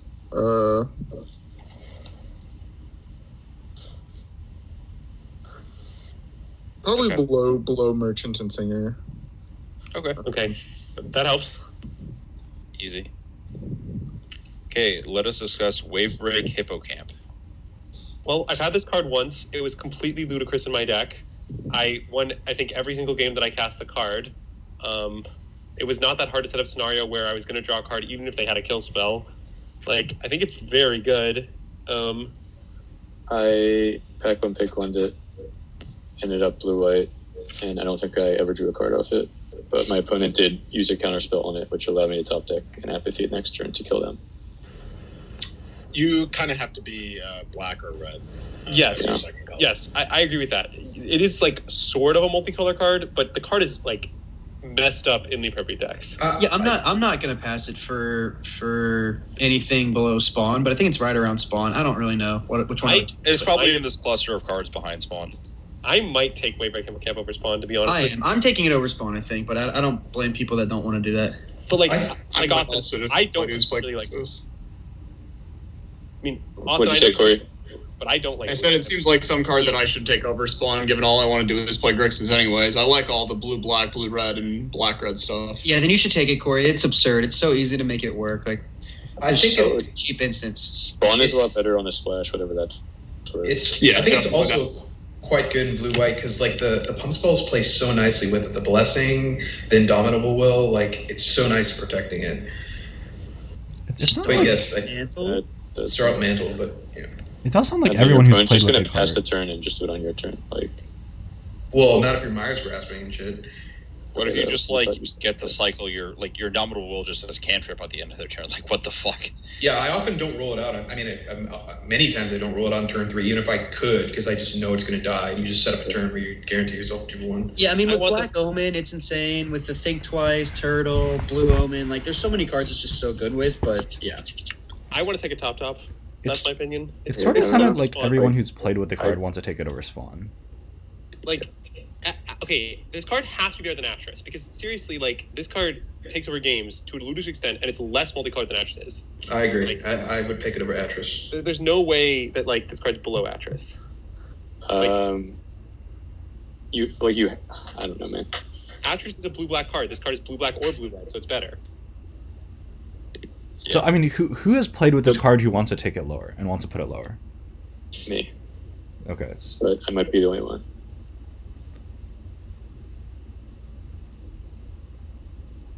Okay. Yeah, I mean, I think sounds like it's fine where it is. Okay, I would like to discuss Shatter the Sky. Washed. I'm going to take it disgustingly low. Is my Same. I do not like it. We say, Alex? I said I think it's trap. I don't know if Alex said anything. Oh, sorry. I couldn't tell who was talking. I guess I should have known that there was no background fuzz, so it was not Alex. Okay. I've actually never cast it and think it probably is a trap, but I still think I'm going to take it pretty high. I don't know where exactly we should place it, but yeah, everyone seems pretty low on it, and I can see that. It's only I'm good going to take it below Helios Pilgrim, but you can tell me how Maniac. very specific decks, and it's pretty awkward. It sounds like it's probably about here if we're going to take it anywhere. A lot of our first exposure to the card was probably Finkel versus Manguchi. Yeah. And Finkel, like, cast it twice and still just got utterly obliterated by escape creatures. Yeah, it's escape just warps this card. I mean, I'm just of the opinion that Wraths have been getting progressively worse in limited formats just because the creatures are just nuts. So one interesting thing is that if people are on the white aggro train, this card does slap them. Yeah, it's just really good in some specific matchups, and then also, It does slap the white deck, no doubt. it can be good if your deck has like some sort of ridiculous late game or card advantage cards that can keep up with escape. But that's really the only two cases I would love. And to your have. deck is white. Like, one of the problems with the card is that if you first pick it, and then you just end up in white aggro, which just might happen, like you might just naturally end up there. You just first picked a blank. Like, that's a thing that occurs. I mean, well, like I hate Wraths and aggro, but there will be times though where even if it's not a card you main, you might side it in. It's like the best possible. Some But, like, scenarios. Well, but the problem is in this format, those specific scenarios are less frequent because of escape. It's like, you'd be like, I would board this in. Actually, wait, Who there's has escape. cast this card? I have. Okay. And I fell into the exact scenario. I took it first. I told Austin, I think this is the trap. I think I should take Final Death. And then I had to, I just started seeing Heroes of the Prides. I started seeing, Sentinel's Eyes, and I had to kind of like go into that deck. And then I played it, but it was not very good. It's just, for first pick, I just think it's too narrow. And it's So in we're the just color you throwing want this to do in it. like the C category, is what it sounds like. Okay. I kind of want to throw it there. I'm fine with that, personally. That might be strong. I don't know. I mean, that might be too low. It's still such a unique effect. So, I mean, sort of the mental objection I have to this card is it seems like the kind of card that's only good in a deck that needs a bomb to win, but, like, you don't have a bomb at the time you take it. Yeah, exactly. It's a card I want to open pack 3 and know if I want it or So not. is it like B minus maybe then? Yeah, sure. I think that's probably fair. Okay, that's fair. You can still just have this card and go like miss your 2 and 3 drops, cast it on turn 4 and get a 2-for-1, and then continue from there. Like, you don't have to try to set up this whole control game. I think we should move on. Yeah, we should. Storm's Wrath is notably worse than this card. Absolutely, yeah. Okay, Okay, cool. great. Sauce's Intervention. I've probably cast that card the most. I'm pretty into it. It's probably around the other blue cards though, like the ones you just highlighted. Better in construction. Is it better than Thirst? I would assume it's Not better sure. than Thirst. It's hard for me to imagine Gotta it's be worse better than than Thirst. I feel like Yeah. the ability to be a counterspell's got to be valuable. Yeah, I'm trying to see if I would take like a Libros or it. Okay. Well, that's enough information. Yeah. Would you take Elspeth's Nightmare over it? I would not. I had a deck with two of them, and I've casted it quite a few times. I'm playing it in Constructed. It's decent, but yeah, it's not anything special. Like it's not better than like Entrancing Liar, Myra's Grasp level. I think I would just take like Myra's Grasp over it for sure. But it's in the B plushest area, I would say. Maybe bottom-ish of like my Temerat and Erebos around there. I don't know. Oh, you want it? Yeah. You want it over Elspeth's Nightmare? You were saying? I think so. I would take it. Just throw it like under Temerat. Great, perfect. Somewhere around there. Temerat Calls the Dead. This card is fine. Okay, I've had this card once. It was not amazing. It was not bad. It's awkward that it sometimes misses making a creature, like that just randomly happens. Like if you slam this on 3, you just might not get 2 creatures. It's not bad, obviously. It fuels your graveyard. It makes 2 2/2s like most of the time, but I don't think you should take it over Final Death. I don't think you should take it over Myers Grasp, but I don't think it's like a lot below Myers Grasp is my guess. Yeah, I've cast it more than any other rare, I would say, and it's been very impressive for me for what I expected and how often it should miss. And I've had it in some decks where it shouldn't be that good, like only have 9 creatures and 5 enchantments or something, and it's like should miss a big portion of the time. But I still end up in scenarios where I just have to play it on turn 3 or 4 and just like pray, and I hit almost a lot of the time. So I don't know the math, but it's probably 60, 70, 80% or something in a weakish deck. But yeah, in general, I think it's around Final Death to me. I don't know which one's better, but I think it's better than Grasp. I think it's worse than Final Death pretty distinctly. I mean, I've only had it once though, so if you've had it a Mill lot, 6 is Mill 6 is a lot, and the third ability to be able to scry and gain life is pretty nice. Like if you make 2 2/2s, but yeah, also an enchantment. You can do like I don't know. It's not trivial to arrange that, but I agree that the ability's good. I played against it's whatever. I haven't had this card, but I've played against it a lot, and I feel fairly confident it's like somewhat better than Elspeth's Nightmare, but like below, like Thoughts and Intervention, Temerat type stuff. Oh wow. Yeah, it might be worse than Temerat. What you're describing is right where I want it. Yeah, we can put it there. I've just been impressed with it, but it's been good in my decks, like green black, where I want to be milling stuff and have a lot of escape. But yeah, exactly head to head with Temerat. I might take the Calls to Dead just because of the easier mana, but I'm gonna take Temerat, the demigod. I think. Yeah, I think that if I'm putting Temerat Calls the Dead in my deck, it's not because I'm splashing it, so I'm already black enough to play Temerat.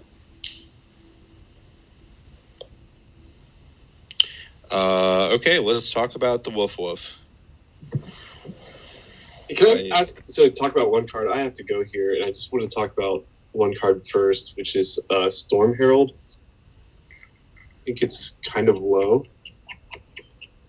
Yeah, I still think it's low. But what do you do with it? I honestly don't know. You get back Iroh's Blessing and build a team. Or Warbriar's Blessing, like most cards that say the word blessing on them. Yeah. You get back Blessing, and you say bless up, and then attack. So like we're saying like B minus. Yeah, I especially I think it's hard to tell. I just want to get people's opinion on when you take it over the blessings. To be honest, like if you have 2 blessings, are you taking it over the 3rd blessing, or what's the? I think depends on deck. On that. I would not. I don't think. So it's just something you're trying to see late, or maybe table if you have a blessing deck. Yeah, I think you want to just have this card fall into your lap if you have, a bunch of auras that are good with it. But it's like fine to take early over like generic red common. Right, like it's not like a disaster 3-drop either. But like, I don't think it's like holy shit, I got Storm Herald. I'm gonna build around it or whatever. Okay. Cool. All right, thanks. Yep. Let's talk about Kunaros, Hound of Athreos. Who has played with or against this card? I had it in one deck. It was fine. I have had it as well a couple times. Black white is not where you want to be. It definitely like first picking, and ultimately it's just like 3 minutes. They just double block with like a 2-3 and a X whatever, and it's just it's nothing special. So like B-, it seems like it's worse than these 2 gold cards, but still solid. I think it's slightly better than those two. Like it has. I think a lot it is better than those gold I had it cards. recently. You in think a it's deck. better than these 2? I do. Yeah. I think it is better than those 2, but I think those 2 might be overrated. I think those two are overrated. Yeah. Like I just think those 2 are in the wrong place, but I think it's better than those 2. If you put an enchantment on it, like it's pretty good. Vigilance and Menace and Lifeline. I mean, those are 3 good abilities together. It very But it rapidly is- to a state where your opponent can block it, and then it just kind of sits around for the rest of the time and doesn't do anything. But admittedly, it does some stuff at first. Yes. It is worth Also, it can noting- help you get an early lead, but then it just kind of stops doing things. Also, the ability hurts you sometimes because you're a black deck, and so if they're not a black deck, sometimes you're just hurt more, which is unfortunate. Can happen, yeah. Okay. I've only had it once, and I had a ton of escape, and it was just like it's such a good body and gaining you life that as long as it was on the battlefield, it's fine. And then when it dies, you get to cast your escape cards. Yeah, that's kind of was my thing. It's a good body, but nothing too special. I think it's a little bit better than where it's at now, but whatever. Yeah, I was Let's totally talk- happy with my deck. No. Okay, we're gonna put it here then. Let's talk Protean Thaumaturge. This is worse than like the actual good cards, but it's pretty solid. I don't know. That card's I think great. it's better than- I've I think seen it's it be quite good. I think that card's insanely bonkers. I I believe it's in like A-ish territory. Really? Yeah, My it's experience with this card pretty has been nice. that the whole thing where you're supposed to copy the best thing on the battlefield doesn't pan out as well when so many of the best things on the battlefield have counters from escape, auras, all that kind of stuff. I mean, frequently it's just a 2-drop that's I've just seen it as a 2-drop that's a 5/3. Like it's Yeah, like my experience with the card was like I played it and then I curved into a Naiad and then I had 2 Naiads, so then all my 2 blue cards were 1 blue. And then eventually, never done that. eventually, like later in the game, I cast a 3/4 flyer and it was a 3/4 flyer and it helped me kill them. Like, I for sure want to take it over everything in B+, but I'm not sure about the removal spells. Yeah, it's probably right around Final Death, I would guess. I think it's better than all the removal spells there. It's better than Banishing. I don't believe this card is better than Ephemia. No, I don't think it is. Don't compare rares to rares. So you're saying it's right below Shimmering? Right. No, I'm saying it's like somewhere in this Final Death to Banishing Light mix. I think that's probably right.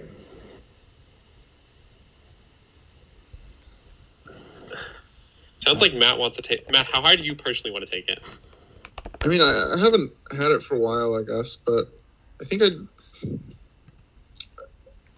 maybe, I mean, these days I guess I'm biasing towards white, so I don't know if I'd actually take it over like that little group of white uncommons. But I think I'd take it over Horn Beetle and Final Death, and probably over Shimmering also. That's perfect. Put it right with FEMA. Yep. Labyrinth has underperformed. Both. I think you need to be aggressive and using this as a tool to prevent double blocks for it to be best. It's really good. Absolutely. Yes.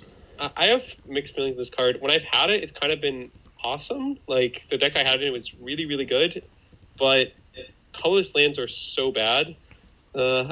Yeah. Green also can mitigate some of the colorless land issue. When I had it, like it was better than a removal spell attached to my land. Like it was really, really good. Just because like, you know, you just attack and then like their blocks are all awkward because they can't really double block anything because they'll get blown out. And like at some point my opponent had a Shadow Spear and I just completely stopped it with Labyrinth until I could set up a kill. Like it was really impressive, but God, also there's so many colors and so many colors. So like there's a very real cost to playing it. I don't know. I think if colored sources are your concern, you can often just have it be an extra land on top of in these like green aggro decks in particular.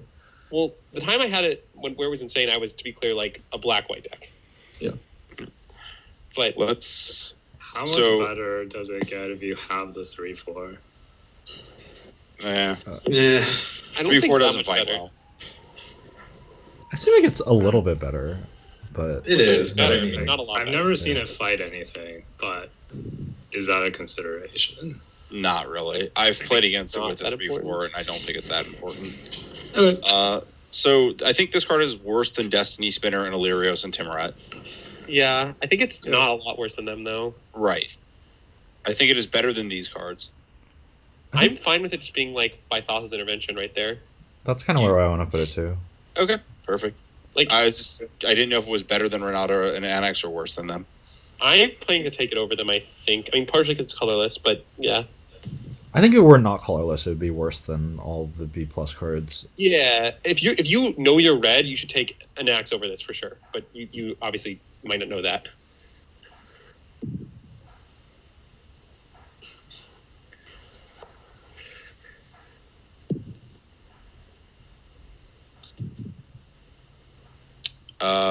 Okay, so this looks to be like a pretty accurate representation of what we've discovered. Haktos is fine. I'm not actually that excited to take this card and would just probably throw it and see. Wow, I had this card and it was totally busted. I played it and my opponent just couldn't ever interact with it and they just died to it. Well, we need a third person to chime in and have the third opinion. Played it like 3 times or so, and in my deck that had a bunch of removal spells, it was like quite good, although it was hard to cast. And in my deck that didn't have a lot of removal spells, it was like medium. It just like would trade down a lot unless I like. I mean, I feel like there are a lot of boards where like if I rolled the right up like 1 of 3 roll, it was great, and if I didn't, I needed a removal spell. Otherwise, it just traded down. Yeah, so I got beaten by this at the GP from 2 different people who rolled exactly the 1/3 chance to own me, and it was extremely aggravating. If they had missed roll, it would have simply traded for a 1/1 carroted or a 2/3, like each time. Mark, But, I was about to say the exact same thing. In the mocks, I was like X1 or whatever with a pretty weak deck, and I just played against a Haktos, and I had multiple 4-drops and a 2-drop, and they just rolled their 3 or whatever, and I was like, come on. And then game 3, the exact same thing. It's like they need to roll 2 because they have 3s and 4s, just roll a 2. Like, so infuriating. Red-white is a pretty good color combo for like forcing your opponent to have like blocking situations. Like you can wrap some stuff out of the way. Yeah, is this low for the card? It is worth it. No, I don't think so. I mean, I'm taking Hero the Nextborn over it every time. Yeah. There's one thing about it, which is that you can't necessarily use pump spells to get it through, so like you need exactly removal spells. I think a lot of red-white decks just like won't have that many removal spells, and also want to bias towards white, and like double red cards are awkward. Okay. Or it's mana cost overall is an issue. For what it's worth, I had it in a red-white control deck with removal. I tried red white control and I am. Yeah. I don't want to go down that road. Did we already talk about these 2 Slaughter Priest and Chimera possibly being too high? Because I feel like I might take Haktos over those. I would take both of these over Haktos. I would too. Yeah. Can we talk about Thassa's Oracle? Ooh, that card's nice. Pack 1, pick 1. Good. Shit. Yeah, I think it's pretty good. I think Mash. the win con mode is very real. I want to say I think this is like a shaded blue-black card. Like you don't want to be blue-white with this card. You really want to be blue-black and have omens. I think it's fine in blue-green too. Like there's a reason why I know self-mill in blue-green as well. I don't really. Yeah, I'm not sure I agree. I think it's mostly just good. Didn't Amash have a deck drafted around this card? Yeah, I had 2 of them. I took mine in my draft 2nd overall and then 4th overall. I don't know that I would recommend doing that because if you're not casting it to win the game, it's pretty fucking bad. Agreed. It's Omen Speaker. Well, sure, but like your deck was good and you drafted around it. Like it did work. I don't know. Yeah, I mean, I think my deck was awesome. I wonder how good my deck would have been if I only got 1 copy of it. That's kind of a thing that I'm like worried about. And I think that it's not like, I don't know. Like I agree that you'd prefer to be black because all the good self-mill cards are black. You can be green if you want to, but those are the only 2 colors. And I would be concerned about taking it early on because it's essentially like a Sultai-ish gold card, you know? Okay. So where are you taking it on this list? You're taking it or Carriated first? That's the mana thinger? Yeah. I'd rather take the Oracle, I think. Are you taking it or Omen of the Sea? I guess I'd rather take Oracle. Are you taking it, Warbriar's Blessing, or Erois' Blessing? I'm probably taking it over the red blessing just because I don't like red very much. I don't really like the Warbriar's blessing that much either. I guess I would take Oracle. What about Heliod's Pilgrim? Pilgrim is probably the line. I think I could build a better Pilgrim deck on average. It's in that category. Great. Cool. Seems reasonable. Gallia of the Endless Dance. This is the green-red thing. I struggle to believe this card is not in the exact same category as the other two color 2-drops if it's good. I agree. Yeah, it's around those, but it is better. It is better than better. those. You said, Andrew? I think it should be lower. Lower. Okay, that's fine. I think it's better, but yeah, it's well, around. If you think it's better, I think it's worse maybe than it is there. Somewhere around. Is it Riot of the Elysian Grove. Is this card better than like an average playable? It's around Loathsome Chimera for me. I don't really think it's that good. I'm not a big fan. It's not. It doesn't have much text above being a 2/4 for free. Yep. Fixing your mana I like splash don't doesn't agree with matter. that. Yeah, Yeah, like, is it like a C+ then? I think it's better than that. It's a 3-mana 2/4. The body's not even rancid. Like The It's an body's- enchantment creature. B-. Okay. We can sort this out really fast at the end. I want to talk about Enigmatic Incarnation. Mm-hmm. I mean, I don't have anything to say, but I want people to talk about it. MSJ. I mean, I tried it twice after Alan had liked it, and I'm like kind of over it. I feel like it needed. There definitely are decks where it's good, but there's like a bunch of different things you need to have, right? You need to have really premium targets. I think it's probably the most important thing, more important than like having good sack fodder. I mean, but you also want good sack fodder, and ideally you might like an enchantment creature or something like that lets you like chain if you have already found your, if your bomb's a 4 and you want to turn your 2s into that 4. And also, I really have not liked blue green, so that's an issue for me, and it isn't so much for other people. It really, I think, does want to be in a multicolor deck because usually the premium targets will be kind of on the splash. I think. Yeah, Cuneo did a really good explanation of it. He said basically you want to have good 3-drops. Ideally, is what you want. 3-drops and good tutorable targets like the Kraken, stuff like that. And you really are not looking to just play this like a pod and just chain up creature to creature to creature. You're really just looking to exchange like Warblire's Wrestlings and Citizen Trainings into actual creatures. You don't want to be sacking your like reasonable creatures to just slightly upgrade. You're going to run out of threats that way. But I'm kind of in the same camp that I feel like you have to draft a lot of air. You have to draft like Citizen Trainings a little bit higher. I just don't like doing that personally, but So I've had this card 3 times. Like one time, like I think 2 times it was pretty good, and then one time it was kind of bad. Like, but I think the 2 times it was good. Once I had a Dream Trawler at the top of my curve that I could actually, and I had like a chain that could get to it. And the other time I had the 2 white 3/4 flying lifelink. Exactly. It's nuts in that. Like when you have real nice juicy targets. If my plans take this card 0% of the time if I don't have a bomb, am I wrong? I don't think so. I think it is somewhat wrong because like I think the value plan is it's not good, but it's not bad. Like one in the deck where it was kind of mediocre, it's like I was mostly turning Omen of the Seas into 1/4s, and then I was turning like one Omen of the Hunt into like a decent 4-drop that I can't remember. But like that like once you get like 2 cards of value out of it, it is pretty good. But it's probably not worth building your deck around it unless you have like an actual bomb defined. Okay, that helps. But there are just a lot of bombs in this format, so I think like if you see it like pack 1, pick 3 or whatever, I think it's worth like taking it on spec in the hopes you get a bomb in a later pack, and then it gives you just a lot of additional access to your bomb. Well, but if it's pick 3, you don't know your blue green. I mean, I don't want to take it that high because I don't know that.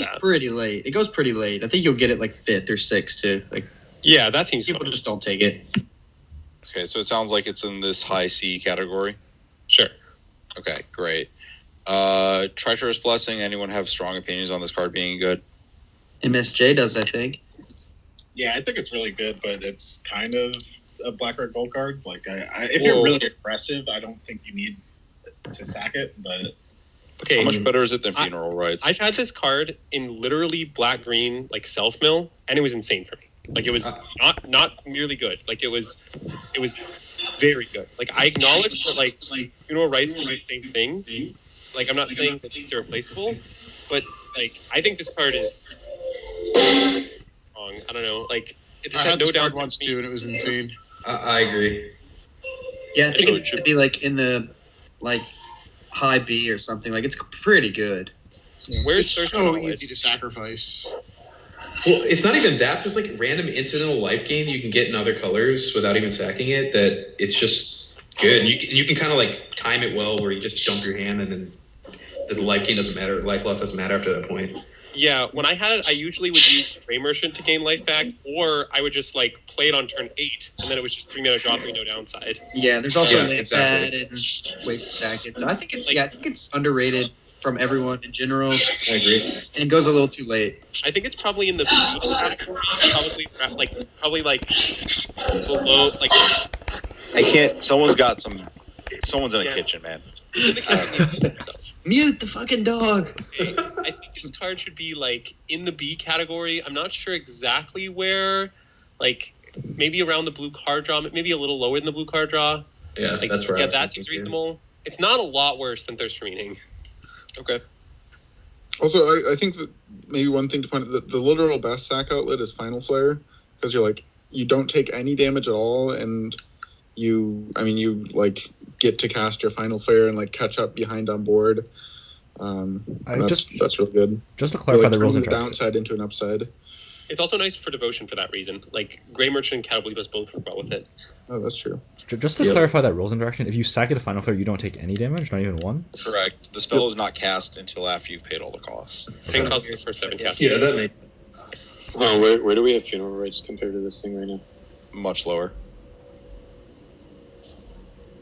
I think it's better than Funeral Rites. Oh, I think it's quite a bit better than funeral rites.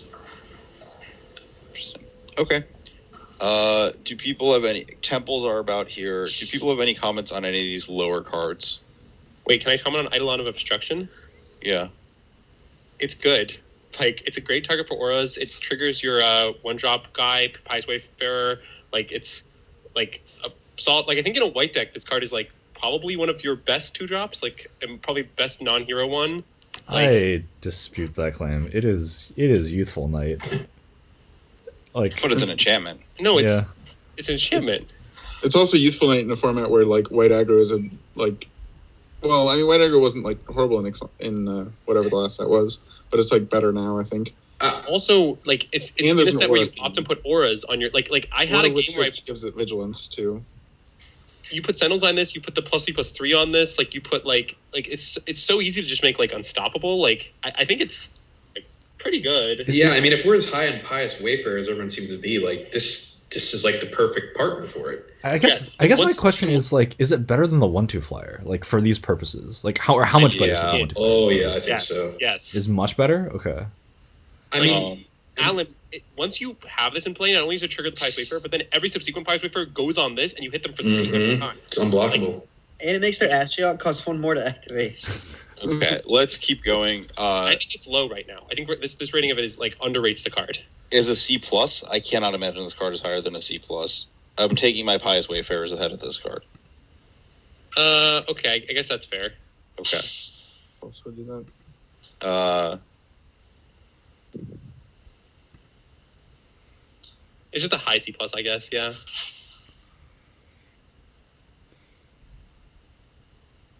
I mean, shit, I might take Perforos- Pious has Wayfarer over fucking Siona. Yeah. Okay. Perforos, has anyone done anything with this? It seemed like trash. Horrible. Cool. Idyllic Tutor is specifically Sea Gods. See, exactly. I did have Idyllic Tutor in a deck recently, and I think it kind of got there, but I had Staggering Insight and Elspeth Conquers Death, and my deck was like kind of built around Staggering Insight, and I had Starlit Mantle, which I did find because when I already had Staggering Insight on a creature, and I had the cost reducer, so my turn 4 was just find a protection spell for it, pass with it. Yep. That makes sense. And I think I also had like a kill spell too or something. Okay.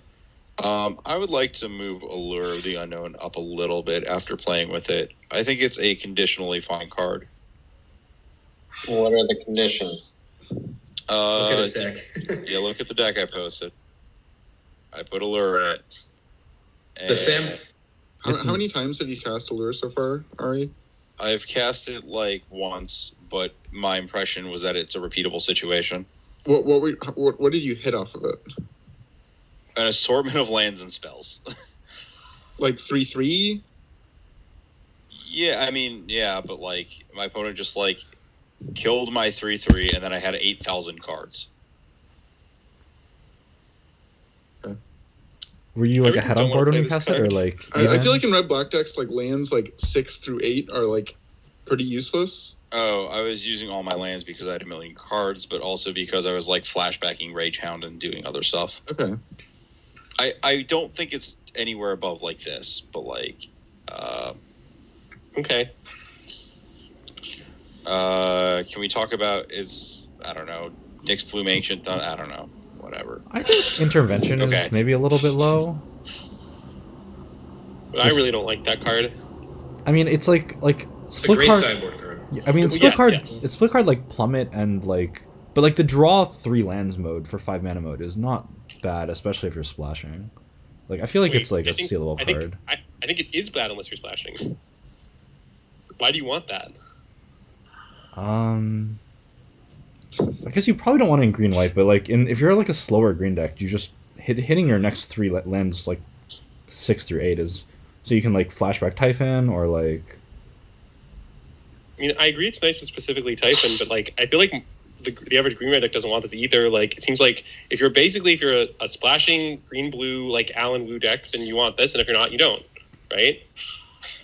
Yeah, I mean, like the ceiling of like killing a thing is like I think I guess I'm saying it's like the floor is not as low as it seems because it looks like the floor is like a dead card, but yeah, the floor is like the floor of draw 2 to 3 lands is acceptable, is somewhere between acceptable to actively good depending on how many colors you're playing, and then the ceiling of killing a card is very good. Killing what percentage 2 flyers of green decks would you main deck this card? I mean, I think I would only try to main deck if I was like a particularly slow like green black or green blue deck. But like I guess like somewhere like I feel like it's a C is where I guess what I'm saying. Like I feel like it is like a middling C. I didn't think about that awesome Dream Trawler, but that's actually pretty good. No, it kills all the flyers. Like if they have multiple flyers, it kills them all. It's better than Plummet. It is the sideboard card you want against the 3/4 Archon and Dream Trawler. But yeah, and in my opinion, it's strictly a sideboard card. And just looking at other colors, C cards, I'm taking those over this. Its floor is definitely pretty weak in a random deck of just getting lands, but it's not awful, like Alan is saying. It's sometimes worth almost a card, so it's not horrible. Can we sort out these B- cards real fast before we call it a night? Okay. Okay. What do we have on top of this? Daxos and Hierophant and Hero? Hierophant, yeah. Hierophant, Mogus's favor, Hero, yeah.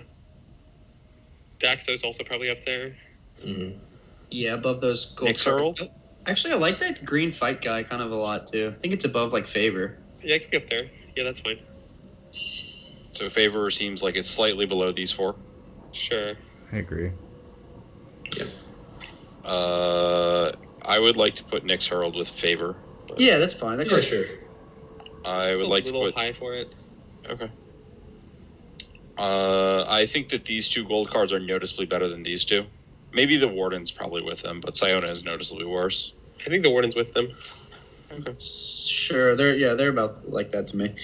And I kind of would rather take any of these 3 cards over these 2 cards. You deleted Sona. You just deleted her. She's gone. Yeah, I don't really care about her in this tier. Yeah. People. I like. Yeah, you can just delete her from the rankings entirely. Alan likes her a lot, and I haven't played with her a lot. So She's like nice with Sentinel's Eyes. It's just like if you don't, you just like ignore the trigger part and just like treat her as like a 3 mana 2/2 that makes a token every time you equip an aura. She's like pretty good. Like she's sort of like making tokens is sort of what white decks want to do. Yeah, and there's like a bunch of auras. It's certainly true that the bottleneck of the hero white deck is making tokens to some extent. Mm-hmm. I got fucked up by it yesterday with Sentinel's Eyes. I think that you're describing scenarios where like things have to go significantly more right than with the other gold cards. I mean, they just played it and then put Sentinel's Eyes on their other creatures, and then like it was annoying because they just keep making more creatures to put Sentinel's Eyes on. Siona's just sitting there. Yeah, the one time I had it, like not a lot had to go right. I just had to draw my copy of Sentinel's Eyes. and they had to eventually, like, I put on Sentinelizing creatures they eventually had to trade with, and then I put on another creature and to get another token, and then, like, tokens are relevant. And also, still ignoring the fact that it does draw a card like X% of the time. Like, even if it's only 30% of the time or whatever, that's still some good upside. Yeah, I think it's not that bad. I was also, like, it's not that hard to get 6 or 7 auras in your deck. I think those four are all pretty similar. Do we believe these are better than Nessian Wanderer and Nyx Herald? I would take the single colored cards because they're single colored, I think. Yeah, I would take the single color cards. Yep. Yeah, I would take these over repeal, though. But I would take that. Yeah, I would take this for repeal. I agree with that. Okay, that's fair. Okay, let's throw some cards that are the rares into the middle of this. What did I just do? Jesus Christ, not that. I think Dryad is worse than all these cards. Let's check Discord. Yeah, that's tough. I mean, Dryad is the card that lets you do weird crap with those cards. I don't know. That's fine by me. I don't like Dryad. Alan? I mean, I haven't actually played with it, but like the fact that like it makes your mana perfect in decks that will frequently have sketchy mana makes it seem like and like the fact that the floor is like relatively high, like it's probably gonna let you play like one spot ahead of curve on one turn. Okay, we should collect more data on this card then. Shatter, I think we're just putting this at the bottom of this tier. It's where people want to take it. And my plan is that I'm not going to take it, and you can't make me. Okay, sure. I see. I think Storm Herald is worse than the gold cards because it's similarly conditional, but like extra conditional. Yeah. Sure. I think Hakthos is worse than these gold cards because it's also similarly conditional. Wait, I kind of feel like Hakthos maybe be with the gold. I mean, I haven't played with it, so maybe I'm wrong. I just feel like there are decks with this card is like better than any of those gold cards will ever be. Like, I think you are underestimating some of these gold cards. Okay. I have seen Slaughter Priest and Chimera do some fucked up stuff. I agree. Okay, I still think I'd pick over Mystic Repeal, honestly. Maybe that's wrong. I don't know. Okay, it's fine. Whatever. We have created a spot for Hakthos. He is a little spot. Gallia can also go there. I think that card is worse than these, but pretty fucked. Okay. It starts to yourself. Cool. Easy. And it sounds like we just need data on Dryad and everything else is sorted. Unless pretty much, yeah. Can we go to the very bottom real quick? Does anyone know if there's other satyrs to go with Gallia? Yeah, so there's Satyr's Cunning. There is the 2 mana 2/2 that mills you is a satyr. The 2/3 Stampede Rider. The 2 mana Artifact Killer or So Haster is also. I currently have every satyr in the set up on Skyfall. There you go. And most of them are kind of shit, but yeah, like there's 3 at common, or there's 4 at common if you count Discordant Piper, but there's Nexus Wardens, Skull of Grove Dancer, and Stampede Rider. So like, yeah, but Skull of Grove Dancer is totally fine. Like, and so is Stampede Rider, somewhat. Yeah. Yeah, but that's Also, like only Annex 2. makes satyrs.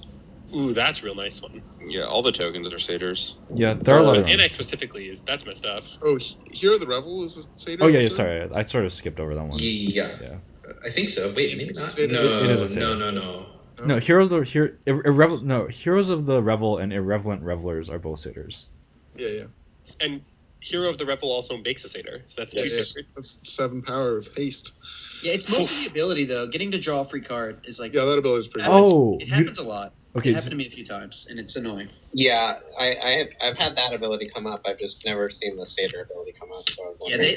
I got beat by the satyr the shit out of like that into Stampede Rider into Skull thing. It's like what the fuck? They're +1/+1 in haste. It's like so. Question like beat down. Do you guys think this card is like so? My current inclination is to take Warden of the Chains over this card. Is that wrong? I think that's probably fine. It's probably slightly worse. I think that's wrong because the red-green 2-drops are worse than the red-green 3-drops, but yeah, I don't know. I only sort of agree with that, but I think the Warden matters more to what the red green deck is trying to do, though. The Warden's really great. Yeah. But they're kind of similar to me. I don't know. Having Warden is nice. Super nice. Yeah, I will continue to take the Warden unless someone tells me convincing that I shouldn't do it. Okay. I did think. Yeah, just real quick. I think Nyx Plume Ancient is a failure. It's a 7 mana 5/5 trample, and Idyllic Tutor is still overplayable. Deal. Easy. That's fine. Yeah. Should we move Galactose down? This is the 2/4 that has a bunch of It's flavor a 3 and a text. 2/4. I mean, it's obviously Colin playable. Colin Yeah, had 2 in a deck. definitely. What does it do? Colin It had gives like a flying sword. and It's something. your Okay. equipped creatures have haste and flying, and it Colin had a taps deck for with 2 2 colors for artifacts. and a sword, and he was killing people with it. But I don't think it's good at all. It's just, Yeah, I think if you You randomly end up probably with need it, two then you before you probably put want the to play a stuff brown in there. sword. he had a bronze sword and 2 of them. It was gas. He was killing Even people. if you only have one, like I think randomly playing a brown sword is fine. Like if it happens to come up, it's absurd. Yeah, Bronze Sword giving flying is a pretty big improvement to Bronze Sword.